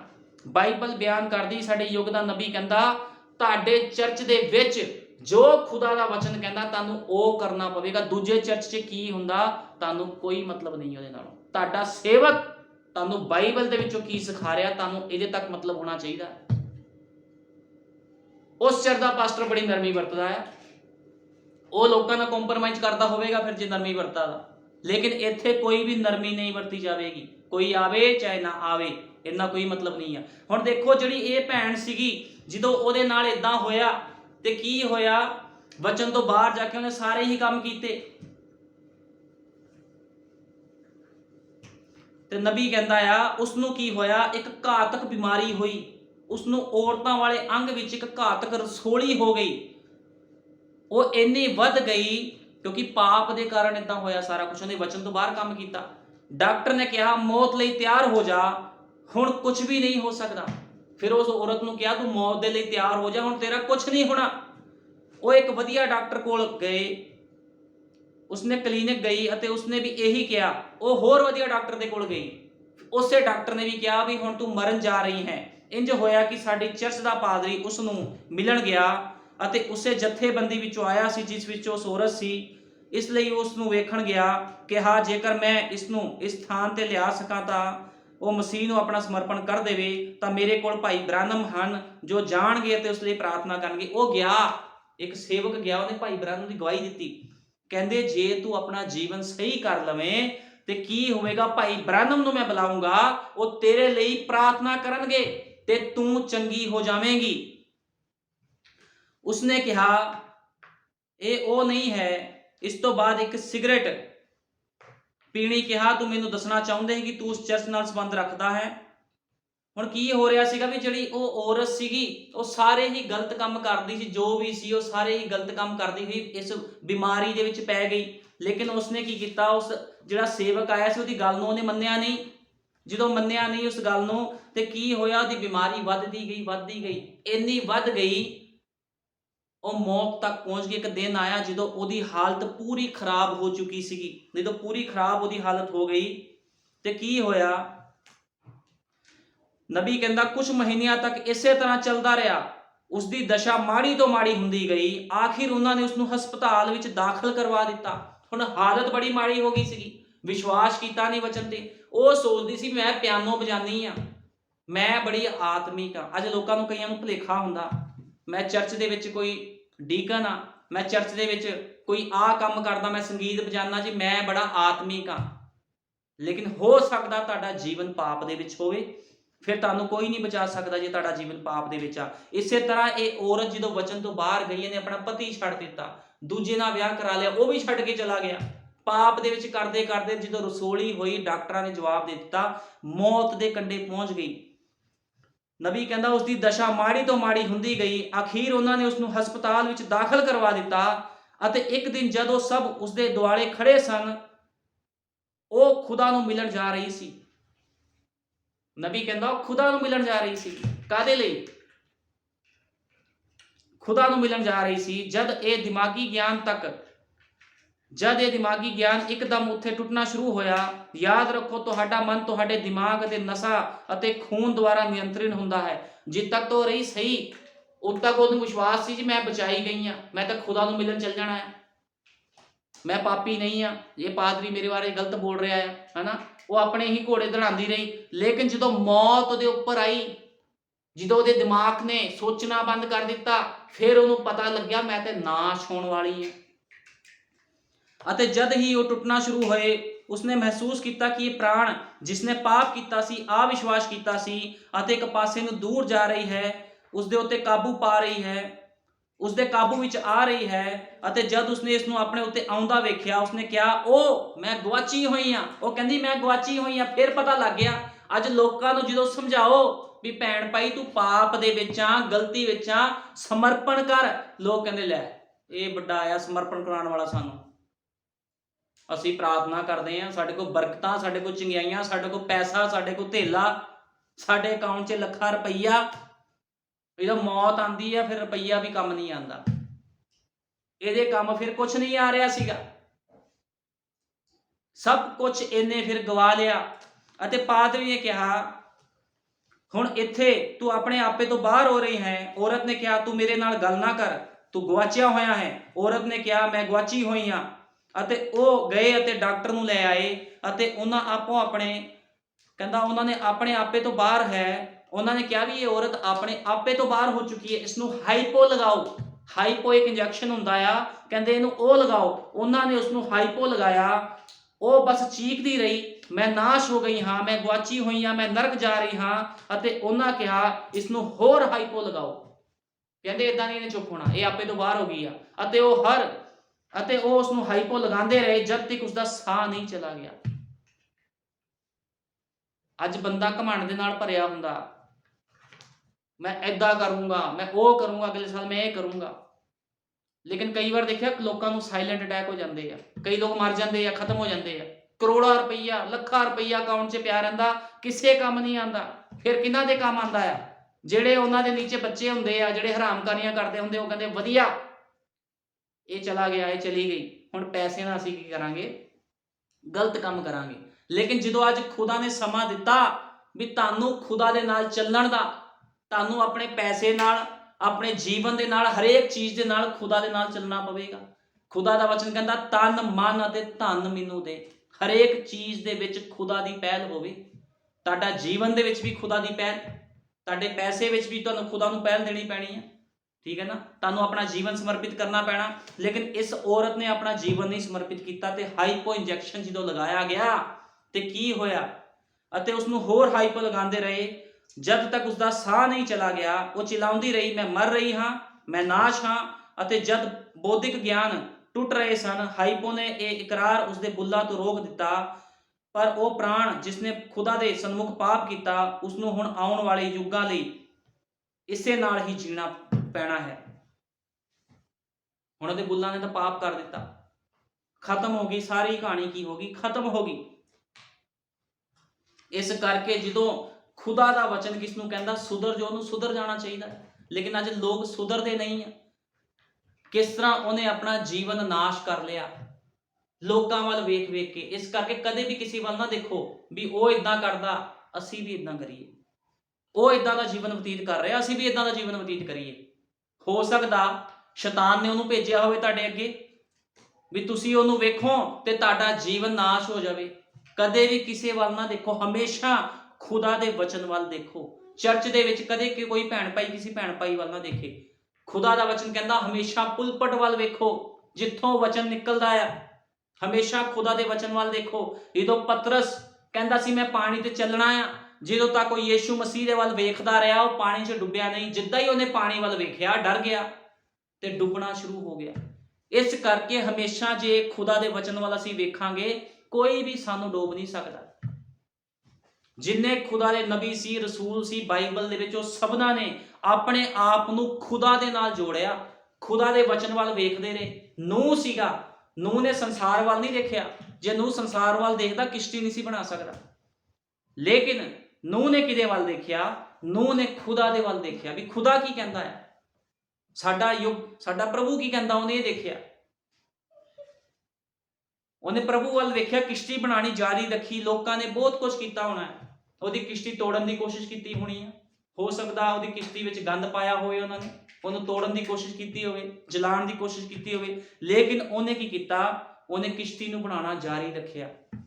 ਤੇ ਜਿਸ ਦਿਨ ਜਲ ਪਰਲੋ ਆਈ, ਸਾਰੀ ਦੁਨੀਆ ਨੂੰ ਤਬਾਹ ਕਰ ਦਿੱਤਾ ਗਿਆ, ਕੋਈ ਵੀ ਨਹੀਂ ਬਚਿਆ। ਲੇਕਿਨ ਸਿਰਫ ਨੂਹ ਤੇ ਉਸਦਾ ਪਰਿਵਾਰ ਬਚਾਏ ਗਏ। ਇਸ ਕਰਕੇ ਕਿਸੇ ਵੱਲ ਵੇਖਣ ਦੀ ਲੋੜ ਨਹੀਂ ਹੈ, ਕੌਣ ਕੀ ਕਰਦਾ ਨਹੀਂ ਕਰਦਾ। ਖੁਦਾ ਦਾ ਵਚਨ ਕੀ ਕਹਿੰਦਾ, ਤੁਹਾਨੂੰ ਇਹ ਦੇਖਣ ਦੀ ਲੋੜ ਆ ਵੀ ਤੁਹਾਨੂੰ ਖੁਦਾ ਦਾ ਵਚਨ ਕੀ ਕਹਿ ਰਿਹਾ। ਕਿਸ ਚਰਚ ਵਿੱਚ ਕੌਣ ਕਿੱਦਾਂ ਦਾ ਜੀਵਨ ਬਤੀਤ ਕਰ ਰਿਹਾ, ਇਹ ਨਾ ਦੇਖੋ। ਖੁਦਾ ਦਾ ਵਚਨ ਤੁਹਾਨੂੰ ਕਿੱਦਾਂ ਦਾ ਜੀਵਨ ਬਤੀਤ ਕਰਨ ਨੂੰ ਕਹਿੰਦਾ, ਤੁਸੀਂ ਇਹ ਵੇਖਣਾ ਹੈ। ਹੋ ਸਕਦਾ ਕਿਸੇ ਚਰਚ ਵਿੱਚ ਕੰਪਰੋਮਾਈਜ਼ ਕਰਨ ਵਾਲਾ ਪਾਸਟਰ ਖੜਾ ਹੋਵੇ, ਸੰਦੇਸ਼ ਦਾ ਤਾਂਤਰਿਕ ਪਾਸਟਰ ਖੜਾ ਹੋਵੇ। ਉਹ ਕਵੇ ਕੋਈ ਗੱਲ ਨਹੀਂ ਭੈਣ, ਲਿਪਸਟਿਕ ਲਾ ਲਈ ਫਿਰ ਕੀ ਹੋ ਗਿਆ, ਪ੍ਰਭੂ ਥੋੜੀ ਮਾਰ ਦੂਗਾ ਤੈਨੂੰ। ਜੇ ਤੂੰ ਬਾਲ ਕੱਟ ਲਏ ਫਿਰ ਕੀ ਹੋ ਗਿਆ, ਤੈਨੂੰ ਪ੍ਰਭੂ ਥੋੜੀ ਮਾਰ ਦੂ ਇੰਨੀ ਗੱਲ ਪਿੱਛੇ। ਪ੍ਰਭੂ ਤਾਂ ਦਿਆਲੂ ਆ। ਜੇ ਤੂੰ ਭੋਗਾਂ ਤੇ ਚਲਾ ਗਿਆ ਫਿਰ ਕੀ ਹੋ ਗਿਆ, ਤੈਨੂੰ ਪ੍ਰਭੂ ਥੋੜੀ ਮਾਰ ਦੂਗਾ। ਕੋਈ ਗੱਲ ਨਹੀਂ, ਮਾਫੀ ਮੰਗ ਲਾ, ਬਹਿ ਜਾ। ਇਹੋ ਜਿਹੇ ਕੰਪਰੋਮਾਈਜ਼ ਕਰਨ ਵਾਲੇ ਪਾਸਟਰ ਵੀ ਹੋ ਸਕਦੇ ਆ। ਇਸ ਕਰਕੇ ਕਿਸੇ ਵੱਲ ਨਹੀਂ ਦੇਖਣਾ, ਹਮੇਸ਼ਾ ਜੋ ਦੇਖਣਾ ਖੁਦਾ ਦੇ ਵਚਨ ਵੱਲ ਦੇਖਣਾ। ਇਸ ਕਰਕੇ ਮੈਂ ਕਈ ਵਾਰ ਕਿਹਾ ਆ, ਆਪਣੇ ਸੇਵਕ ਨੂੰ ਵੀ ਜਾਂਚੋ ਵੀ ਤੁਹਾਨੂੰ ਵਚਨ ਦੇ ਅਨੁਸਾਰ ਸਿੱਖਿਆ ਦਿੰਦਾ ਕਿ ਆਪਣਾ ਹੀ ਲਾਲਚ ਧਰਿਆ ਬੈਠਾ ਕਿਤੇ, ਉਹਨੂੰ ਵੀ ਆਪਣਾ ਲਾਲਚ ਦੇ ਨਾਲ ਚੱਲੀ ਜਾਂਦਾ ਵੀ ਮੈਂ ਪੈਸਾ ਇਕੱਠਾ ਕਰੀ ਜਾਵਾਂ, ਲੋਕਾਂ ਤੋਂ ਐਸ਼ ਕਰੀ ਜਾਵਾਂ। ਇਹ ਵੀ ਧਿਆਨ 'ਚ ਰੱਖਣਾ ਵੀ ਤੁਹਾਡਾ ਸੇਵਕ ਦਾ ਜੀਵਨ ਖੁਦਾ ਨੂੰ ਸਮਰਪਿਤ ਹੈ ਜਾਂ ਨਹੀਂ ਆ, ਉਹ ਪੂਰੀ ਤਰ੍ਹਾਂ ਮਰਿਆ ਹੋਇਆ ਹੈ ਜਾਂ ਨਹੀਂ ਆ। ਜੇ ਤੁਹਾਡਾ ਸੇਵਕ ਸੰਸਾਰ ਤੋਂ ਪੂਰੀ ਤਰ੍ਹਾਂ ਮਰਿਆ ਆ ਤੇ ਤੁਹਾਨੂੰ ਵੀ ਮਾਰ ਦੂਗਾ ਫਿਰ ਉਹ, ਇਹ ਚੀਜ਼ ਦੀ ਮੈਂ ਗਾਰੰਟੀ ਦਿੰਦਾ। ਕਿਉਂਕਿ ਮਰਿਆ ਹੋਇਆ ਫਿਰ ਕਿਸ ਨੂੰ ਛੱਡਦਾ ਨਹੀਂ ਆ। ਜੇ ਸੰਸਾਰ ਤੋਂ ਮਰਿਆ ਹੋਇਆ ਸੇਵਕ ਹੋਵੇ ਤਾਂ ਕਲੀਸਿਆ ਕਿੱਦਾਂ ਜਿੰਦਾ ਰਹਿ ਸਕਦੀ ਹੈ? ਕਲੀਸਿਆ ਵੀ ਜਿੰਦਾ ਨਹੀਂ ਰਹਿ ਸਕਦੀ, ਉਹਦੀ ਕਲੀਸਿਆ ਨੂੰ ਵੀ ਮਰਨਾ ਪਵੇਗਾ, ਜਾਂ ਮਰਨਾ ਪਵੇਗਾ ਜਾਂ ਚਰਚ ਛੱਡ ਕੇ ਭੱਜਣਾ ਪਵੇਗਾ। ਇੱਕ ਹੀ ਕੰਮ ਹੋ ਸਕਦਾ ਹੈ, ਠੀਕ ਹੈ ਨਾ। ਇਸ ਕਰਕੇ ਜੋ ਖੁਦਾ ਦਾ ਵਚਨ ਕਹਿ ਰਿਹਾ ਉਸੇ ਤਰ੍ਹਾਂ ਕਰੋ। ਨਬੀ ਕਹਿੰਦਾ ਤੁਸੀਂ ਜਾਣਦੇ ਹੋ ਵਚਨ ਪ੍ਰਚਾਰ ਕਰਨ ਨਾਲੋਂ ਵਚਨ ਜੀਣਾ ਉੱਤਮ ਗੱਲ ਹੈ। ਉਹ ਕਹਿੰਦਾ ਵਚਨ ਦਾ ਪ੍ਰਚਾਰ ਕਰਨ ਨਾਲੋਂ ਵਚਨ ਜੀਣਾ ਉੱਤਮ ਆ। ਹੋ ਸਕਦਾ ਤੁਸੀਂ ਵਚਨ ਦਾ ਪ੍ਰਚਾਰ ਕਰਦੇ ਹੋਵੋ, ਖੁਦਾ ਦੀ ਗਵਾਹੀ ਦਿੰਦੇ ਹੋਵੋ, ਲੇਕਿਨ ਤੁਹਾਡਾ ਜੀਵਨ ਹੀ ਸਹੀ ਨਾ ਹੋਵੇ। ਕਹਿੰਦਾ ਇਸ ਤੋਂ ਵਧੀਆ ਇਸ ਤੋਂ ਉੱਤਮ ਗੱਲ ਹੈ ਵਚਨ ਨੂੰ ਜੀਓ। ਵਚਨ ਪ੍ਰਚਾਰ ਕਰਨ ਨਾਲੋਂ ਵਚਨ ਜੀਣਾ ਉੱਤਮ ਗੱਲ ਹੈ। ਤੁਸੀਂ ਜਾਣਦੇ ਹੋ ਤੁਸੀਂ ਲਿਖਤ ਪੱਤਰੀਆਂ ਹੋ।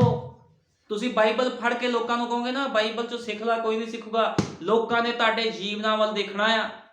ਤੁਸੀਂ ਲਿਖਤ ਪੱਤਰੀਆਂ ਹੋ। ਤੁਸੀਂ ਇਹ ਆਪਣੇ ਆਪ ਤੋਂ ਨਹੀਂ ਕਰ ਸਕਦੇ ਹੋ। ਤੁਸੀਂ ਥੋੜੇ ਸਮੇਂ ਲਈ ਇਸ ਦੀ ਨਕਲ ਕਰ ਸਕਦੇ ਹੋ, ਪਰ ਤੁਹਾਡੇ ਪਾਪ ਤੁਹਾਨੂੰ ਲੱਭ ਲੈਣਗੇ। ਕਹਿੰਦਾ ਹੋ ਸਕਦਾ ਤੁਸੀਂ ਨਕਲ ਕਰੋ ਚਰਚ ਵਿੱਚ ਆ ਕੇ, ਮਸੀਹ ਬਣਨ ਦਾ ਢੋਂਗ ਕਰੋ, ਲੇਕਿਨ ਤੁਹਾਡੇ ਪਾਪ ਫਿਰ ਵੀ ਤੁਹਾਨੂੰ ਕੀ ਹੋਊਗਾ? ਲੱਭ ਲੈਣਗੇ। ਚੰਗਾ ਹੋਵੇਗਾ ਤੁਸੀਂ ਆਪਣੇ ਆਪ ਨੂੰ ਖੁਦਾ ਨੂੰ ਅਰਪਿਤ ਕਰ ਦੇਵੋ। ਕਹਿੰਦਾ ਚੰਗਾ ਹੋਵੇਗਾ ਤੁਸੀਂ ਆਪਣੇ ਆਪ ਨੂੰ ਖੁਦਾ ਨੂੰ ਅਰਪਿਤ ਕਰ ਦੇਵੋ ਅਤੇ ਅੰਦਰ ਚਲੇ ਜਾਵੋ। ਆਪਣੇ ਪਿੱਛੇ ਸਭ ਦਰਵਾਜ਼ੇ ਬੰਦ ਕਰ ਦੇਵੋ। ਉਹ ਕਹਿੰਦਾ ਆਪਣੇ ਪਿੱਛੇ ਸਭ ਦਰਵਾਜ਼ੇ ਬੰਦ ਕਰ ਦੇਵੋ ਅਤੇ ਉਸ ਰੁਕਾਵਟ ਨੂੰ, ਹਰ ਉਸ ਪੁੱਲ ਨੂੰ ਸਾੜ ਦੇਵੋ ਜੋ ਤੁਹਾਡੇ ਪਿੱਛੇ ਹੈ, ਅਤੇ ਇਹ ਨਵੀਂ ਸ਼ੁਰੂਆਤ ਕਰੋ। ਆਮੀਨ। ਕਹਿੰਦਾ ਤੁਹਾਡੇ ਪਿੱਛੇ ਜੋ ਵੀ ਆ ਸਾੜ ਦੋ ਉਹਨੂੰ, ਇੱਕ ਨਵੀਂ ਸ਼ੁਰੂਆਤ ਕਰੋ।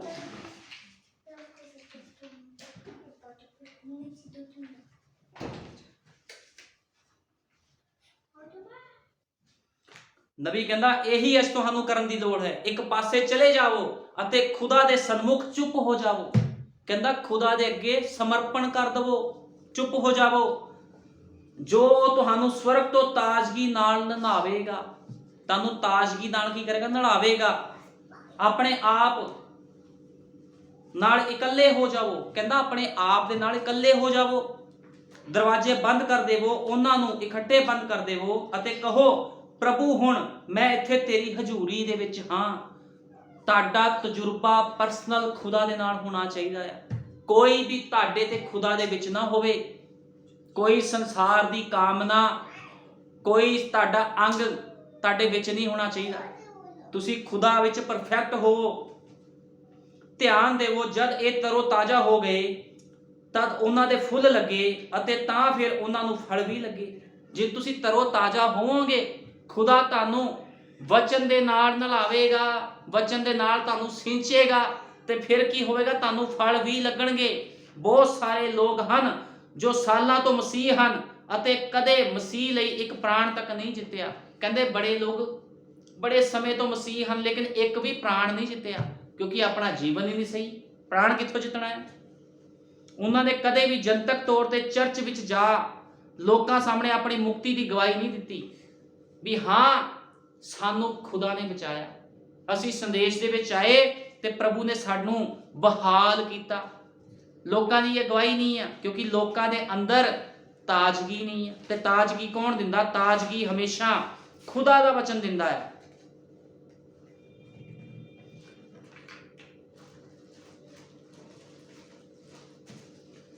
ਨਬੀ ਕਹਿੰਦਾ ਦੁਸ਼ਟ ਆਤਮੇ ਦਇਆ ਲਈ ਤਰਲੇ ਕਰਦੇ ਆ। ਦੁਸ਼ਟ ਆਤਮੇ ਦਇਆ ਦੇ ਲਈ ਤਰਲੇ ਕਰਦੇ ਆ, ਸ਼ਾਂਤੀ ਲਈ ਤਰਲੇ ਕਰਦੇ ਹਨ ਕਿ ਉਹਨਾਂ ਨੂੰ ਸਜ਼ਾ ਨਾ ਦਿੱਤੀ ਜਾਵੇ, ਅਤੇ ਉਹ ਉਸ ਨੂੰ ਪਛਾਣਦੇ ਹਨ ਅਤੇ ਲੋਕਾਂ ਸਾਹਮਣੇ ਮੰਨਦੇ ਹਨ ਉਹ ਜਿਉਂਦੇ ਖੁਦਾ ਦੇ ਪੁੱਤਰ ਸੀ। ਇਹ ਸੱਚ ਹੈ, ਇਹ ਤੁਹਾਨੂੰ ਨਹੀਂ ਬਚਾਉਂਦਾ। ਹੁਣ ਅੱਜ ਜਿਹੜੇ ਲੋਕ ਮਰੇ ਹੋਏ ਉਹ ਵੀ ਕਹਿੰਦੇ ਆ ਕਿ ਪ੍ਰਭੂ ਸਾਨੂੰ ਬਚਾ ਲਾ, ਅਸੀਂ ਨਰਕ 'ਚ ਨਾ ਜਾਈਏ। ਉਹਨਾਂ ਦੀ ਵੀ ਕੋਸ਼ਿਸ਼ ਹੁੰਦੀ ਹੈ। ਅਸੀਂ ਅਮੀਰ ਬੰਦੇ ਬਾਰੇ ਪੜ੍ਹਿਆ ਹੀ ਆ ਬਾਈਬਲ ਦੇ ਵਿੱਚ। ਅਮੀਰ ਬੰਦਾ ਕੀ ਕਹਿੰਦਾ ਸੀਗਾ? ਮੈਨੂੰ ਇਸ ਨਰਕ ਵਿੱਚੋਂ ਬਾਹਰ ਕੱਢ ਦੇ, ਮੈਂ ਆਪਣੇ ਭਰਾਵਾਂ ਦੇ ਕੋਲ ਜਾਵਾਂ। ਫਿਰ ਕੀ ਕਿਹਾ ਇਬਰਾਹਿਮ ਨੇ? ਇਬਰਾਹਿਮ ਕਹਿੰਦਾ ਉਹਨਾਂ ਦੇ ਕੋਲ ਪੁਸਤਕਾਂ ਹਨ, ਉਹਨਾਂ ਦੇ ਕੋਲ ਬਾਈਬਲਾਂ ਹਨ, ਉਹ ਪੜ੍ਹਨਗੇ ਤੇ ਬਚ ਜਾਣਗੇ। ਤੁਹਾਡੇ ਦਿਲ ਅੰਦਰ ਯੀਸ਼ੂ ਮਸੀਹ ਦੇ ਲਹੂ ਦਾ ਲੱਗਣਾ ਤੁਹਾਨੂੰ ਬਚਾਉਂਦਾ ਹੈ। ਕਹਿੰਦਾ ਤੁਹਾਨੂੰ ਕਿਹੜੀ ਚੀਜ਼ ਬਚਾਉਂਦੀ ਆ? ਤੁਹਾਨੂੰ ਯੀਸ਼ੂ ਮਸੀਹ ਦੇ ਲਹੂ ਦਾ ਲੱਗਣਾ ਤੁਹਾਨੂੰ ਬਚਾਉਂਦਾ ਹੈ। ਅਸਲ ਵਿੱਚ ਇਹ ਹੀ ਬਚਾਉਂਦਾ ਹੈ। ਯੀਸ਼ੂ ਮਸੀਹ ਦਾ ਲਹੂ ਜਦੋਂ ਤੱਕ ਤੁਹਾਡੇ ਉੱਪਰ ਨਹੀਂ ਆ, ਤੁਸੀਂ ਬਚ ਨਹੀਂ ਸਕਦੇ। ਤੇ ਯੀਸ਼ੂ ਮਸੀਹ ਦਾ ਲਹੂ ਇਦਾਂ ਨਹੀਂ ਲੱਗਦਾ। ਪਹਿਲਾਂ ਵਿਸ਼ਵਾਸ ਕਰਨਾ ਪੈਣਾ ਵੀ ਯੀਸ਼ੂ ਮਸੀਹ ਦੇਹਧਾਰੀ ਹੋਇਆ, ਦੇਹਧਾਰੀ ਹੋਇਆ ਯੀਸ਼ੂ ਮਸੀਹ ਇੱਕ ਮਨੁੱਖ ਦੇ ਅੰਦਰ, ਜਿਹਦਾ ਨਾਮ ਭਾਈ ਵਿਲੀਅਮ ਮੈਰੀਅਨ ਬ੍ਰੈਨਮ ਸੀਗਾ, ਜਿਹਦੇ ਅੰਦਰ ਯੀਸ਼ੂ ਮਸੀਹ ਦੇਹਧਾਰੀ ਹੋਇਆ। ਜਦੋਂ ਤੁਸੀਂ ਇਹ ਵਿਸ਼ਵਾਸ ਕਰੋਗੇ ਤੇ ਫਿਰ ਤੁਸੀਂ ਬਚਾਏ ਜਾਓਗੇ। ਤੇ ਸਾਡੇ ਯੁੱਗ ਦੇ ਨਬੀ ਨੇ ਖੋਲਿਆ ਜਿਹੜਾ ਬੈਪਟਾਈਜ਼ ਆ ਉਹ ਪ੍ਰਭੂ ਯੀਸ਼ੂ ਮਸੀਹ ਦੇ ਨਾਮ ਦੇ ਵਿੱਚ ਆ।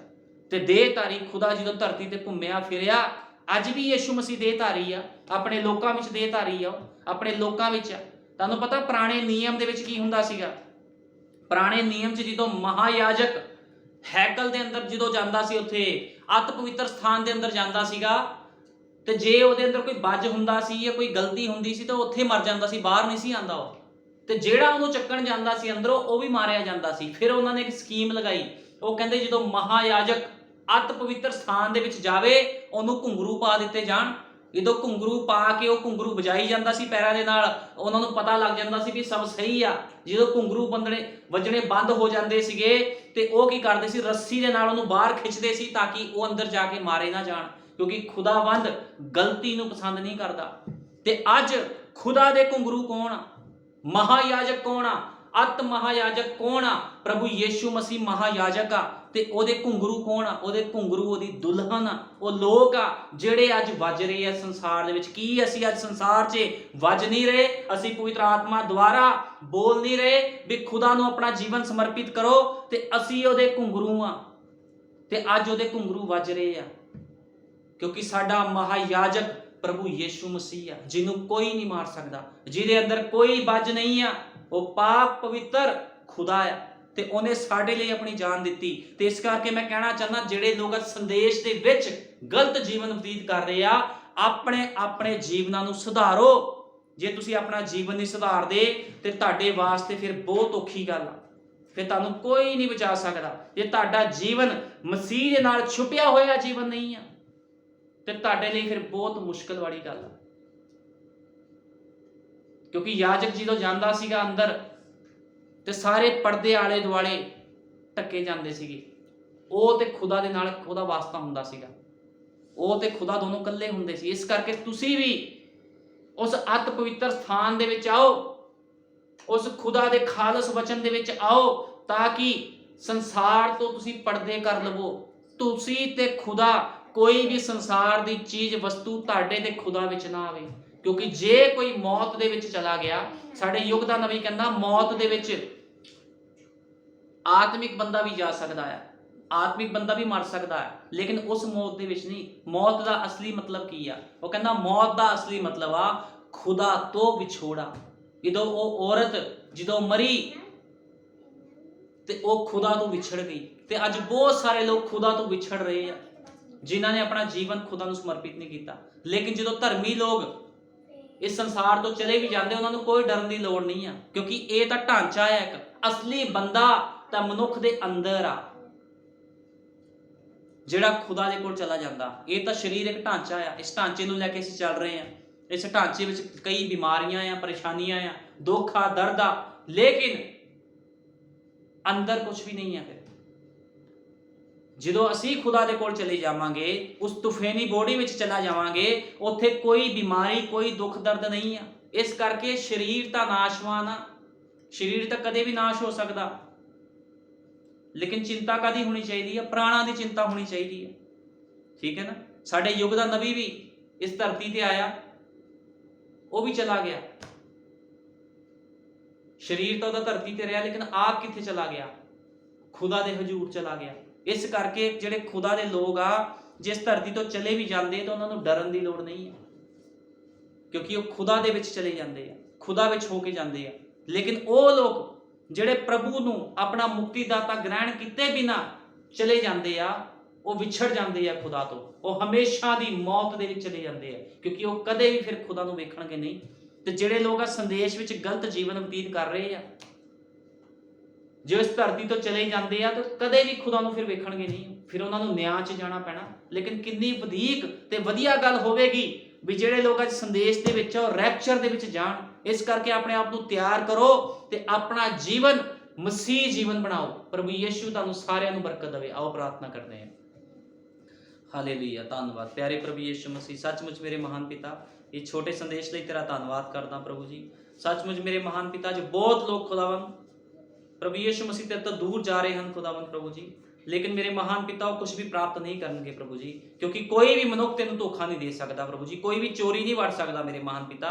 ਇਹ ਕੋਈ ਖੁਦਾਵੰਦ ਸਰੀਰਕ ਘਰ ਨਹੀਂ ਹੈ ਜਿੱਥੇ ਕੋਈ ਵੀ ਚੋਰੀ ਵੜਾਵੇਗਾ ਖੁਦਾਵੰਦ ਪ੍ਰਭੂ ਯੀਸ਼ੂ ਮਸੀਹ। ਤੂੰ ਕਿਹਾ ਹੈ ਦਰਵਾਜ਼ਾ ਮੈਂ ਹਾਂ, ਤੇ ਜੇ ਪਿਤਾ ਦੇ ਕੋਲ ਜਾਣਾ ਹੈ ਤੇ ਮੇਰੇ ਥਾਈ ਨਿਕਲਣਾ ਪੈਣਾ ਹੈ। ਸੱਚਮੁੱਚ ਪ੍ਰਭੂ ਯੀਸ਼ੂ ਮਸੀਹ, ਤੈਨੂੰ ਕੋਈ ਵੀ ਮਨੁੱਖ ਧੋਖਾ ਨਹੀਂ ਦੇ ਸਕਦਾ ਮੇਰੇ ਮਹਾਨ ਪਿਤਾ, ਕਿਉਂਕਿ ਤੂੰ ਮਨੁੱਖ ਨਹੀਂ ਹੈ, ਤੂੰ ਖੁਦਾ ਹੈ ਪ੍ਰਭੂ ਯੀਸ਼ੂ ਮਸੀਹ। ਅਨੰਤ ਕਾਲ ਦਾ ਪਿਤਾ ਹੈ, ਸ਼ਾਂਤੀ ਦਾ ਰਾਜਕੁਮਾਰ ਹੈ, ਯਹੋਵਾ ਹੈ ਤੂੰ ਖੁਦਾਵੰਦ ਪ੍ਰਭੂ ਜੀ।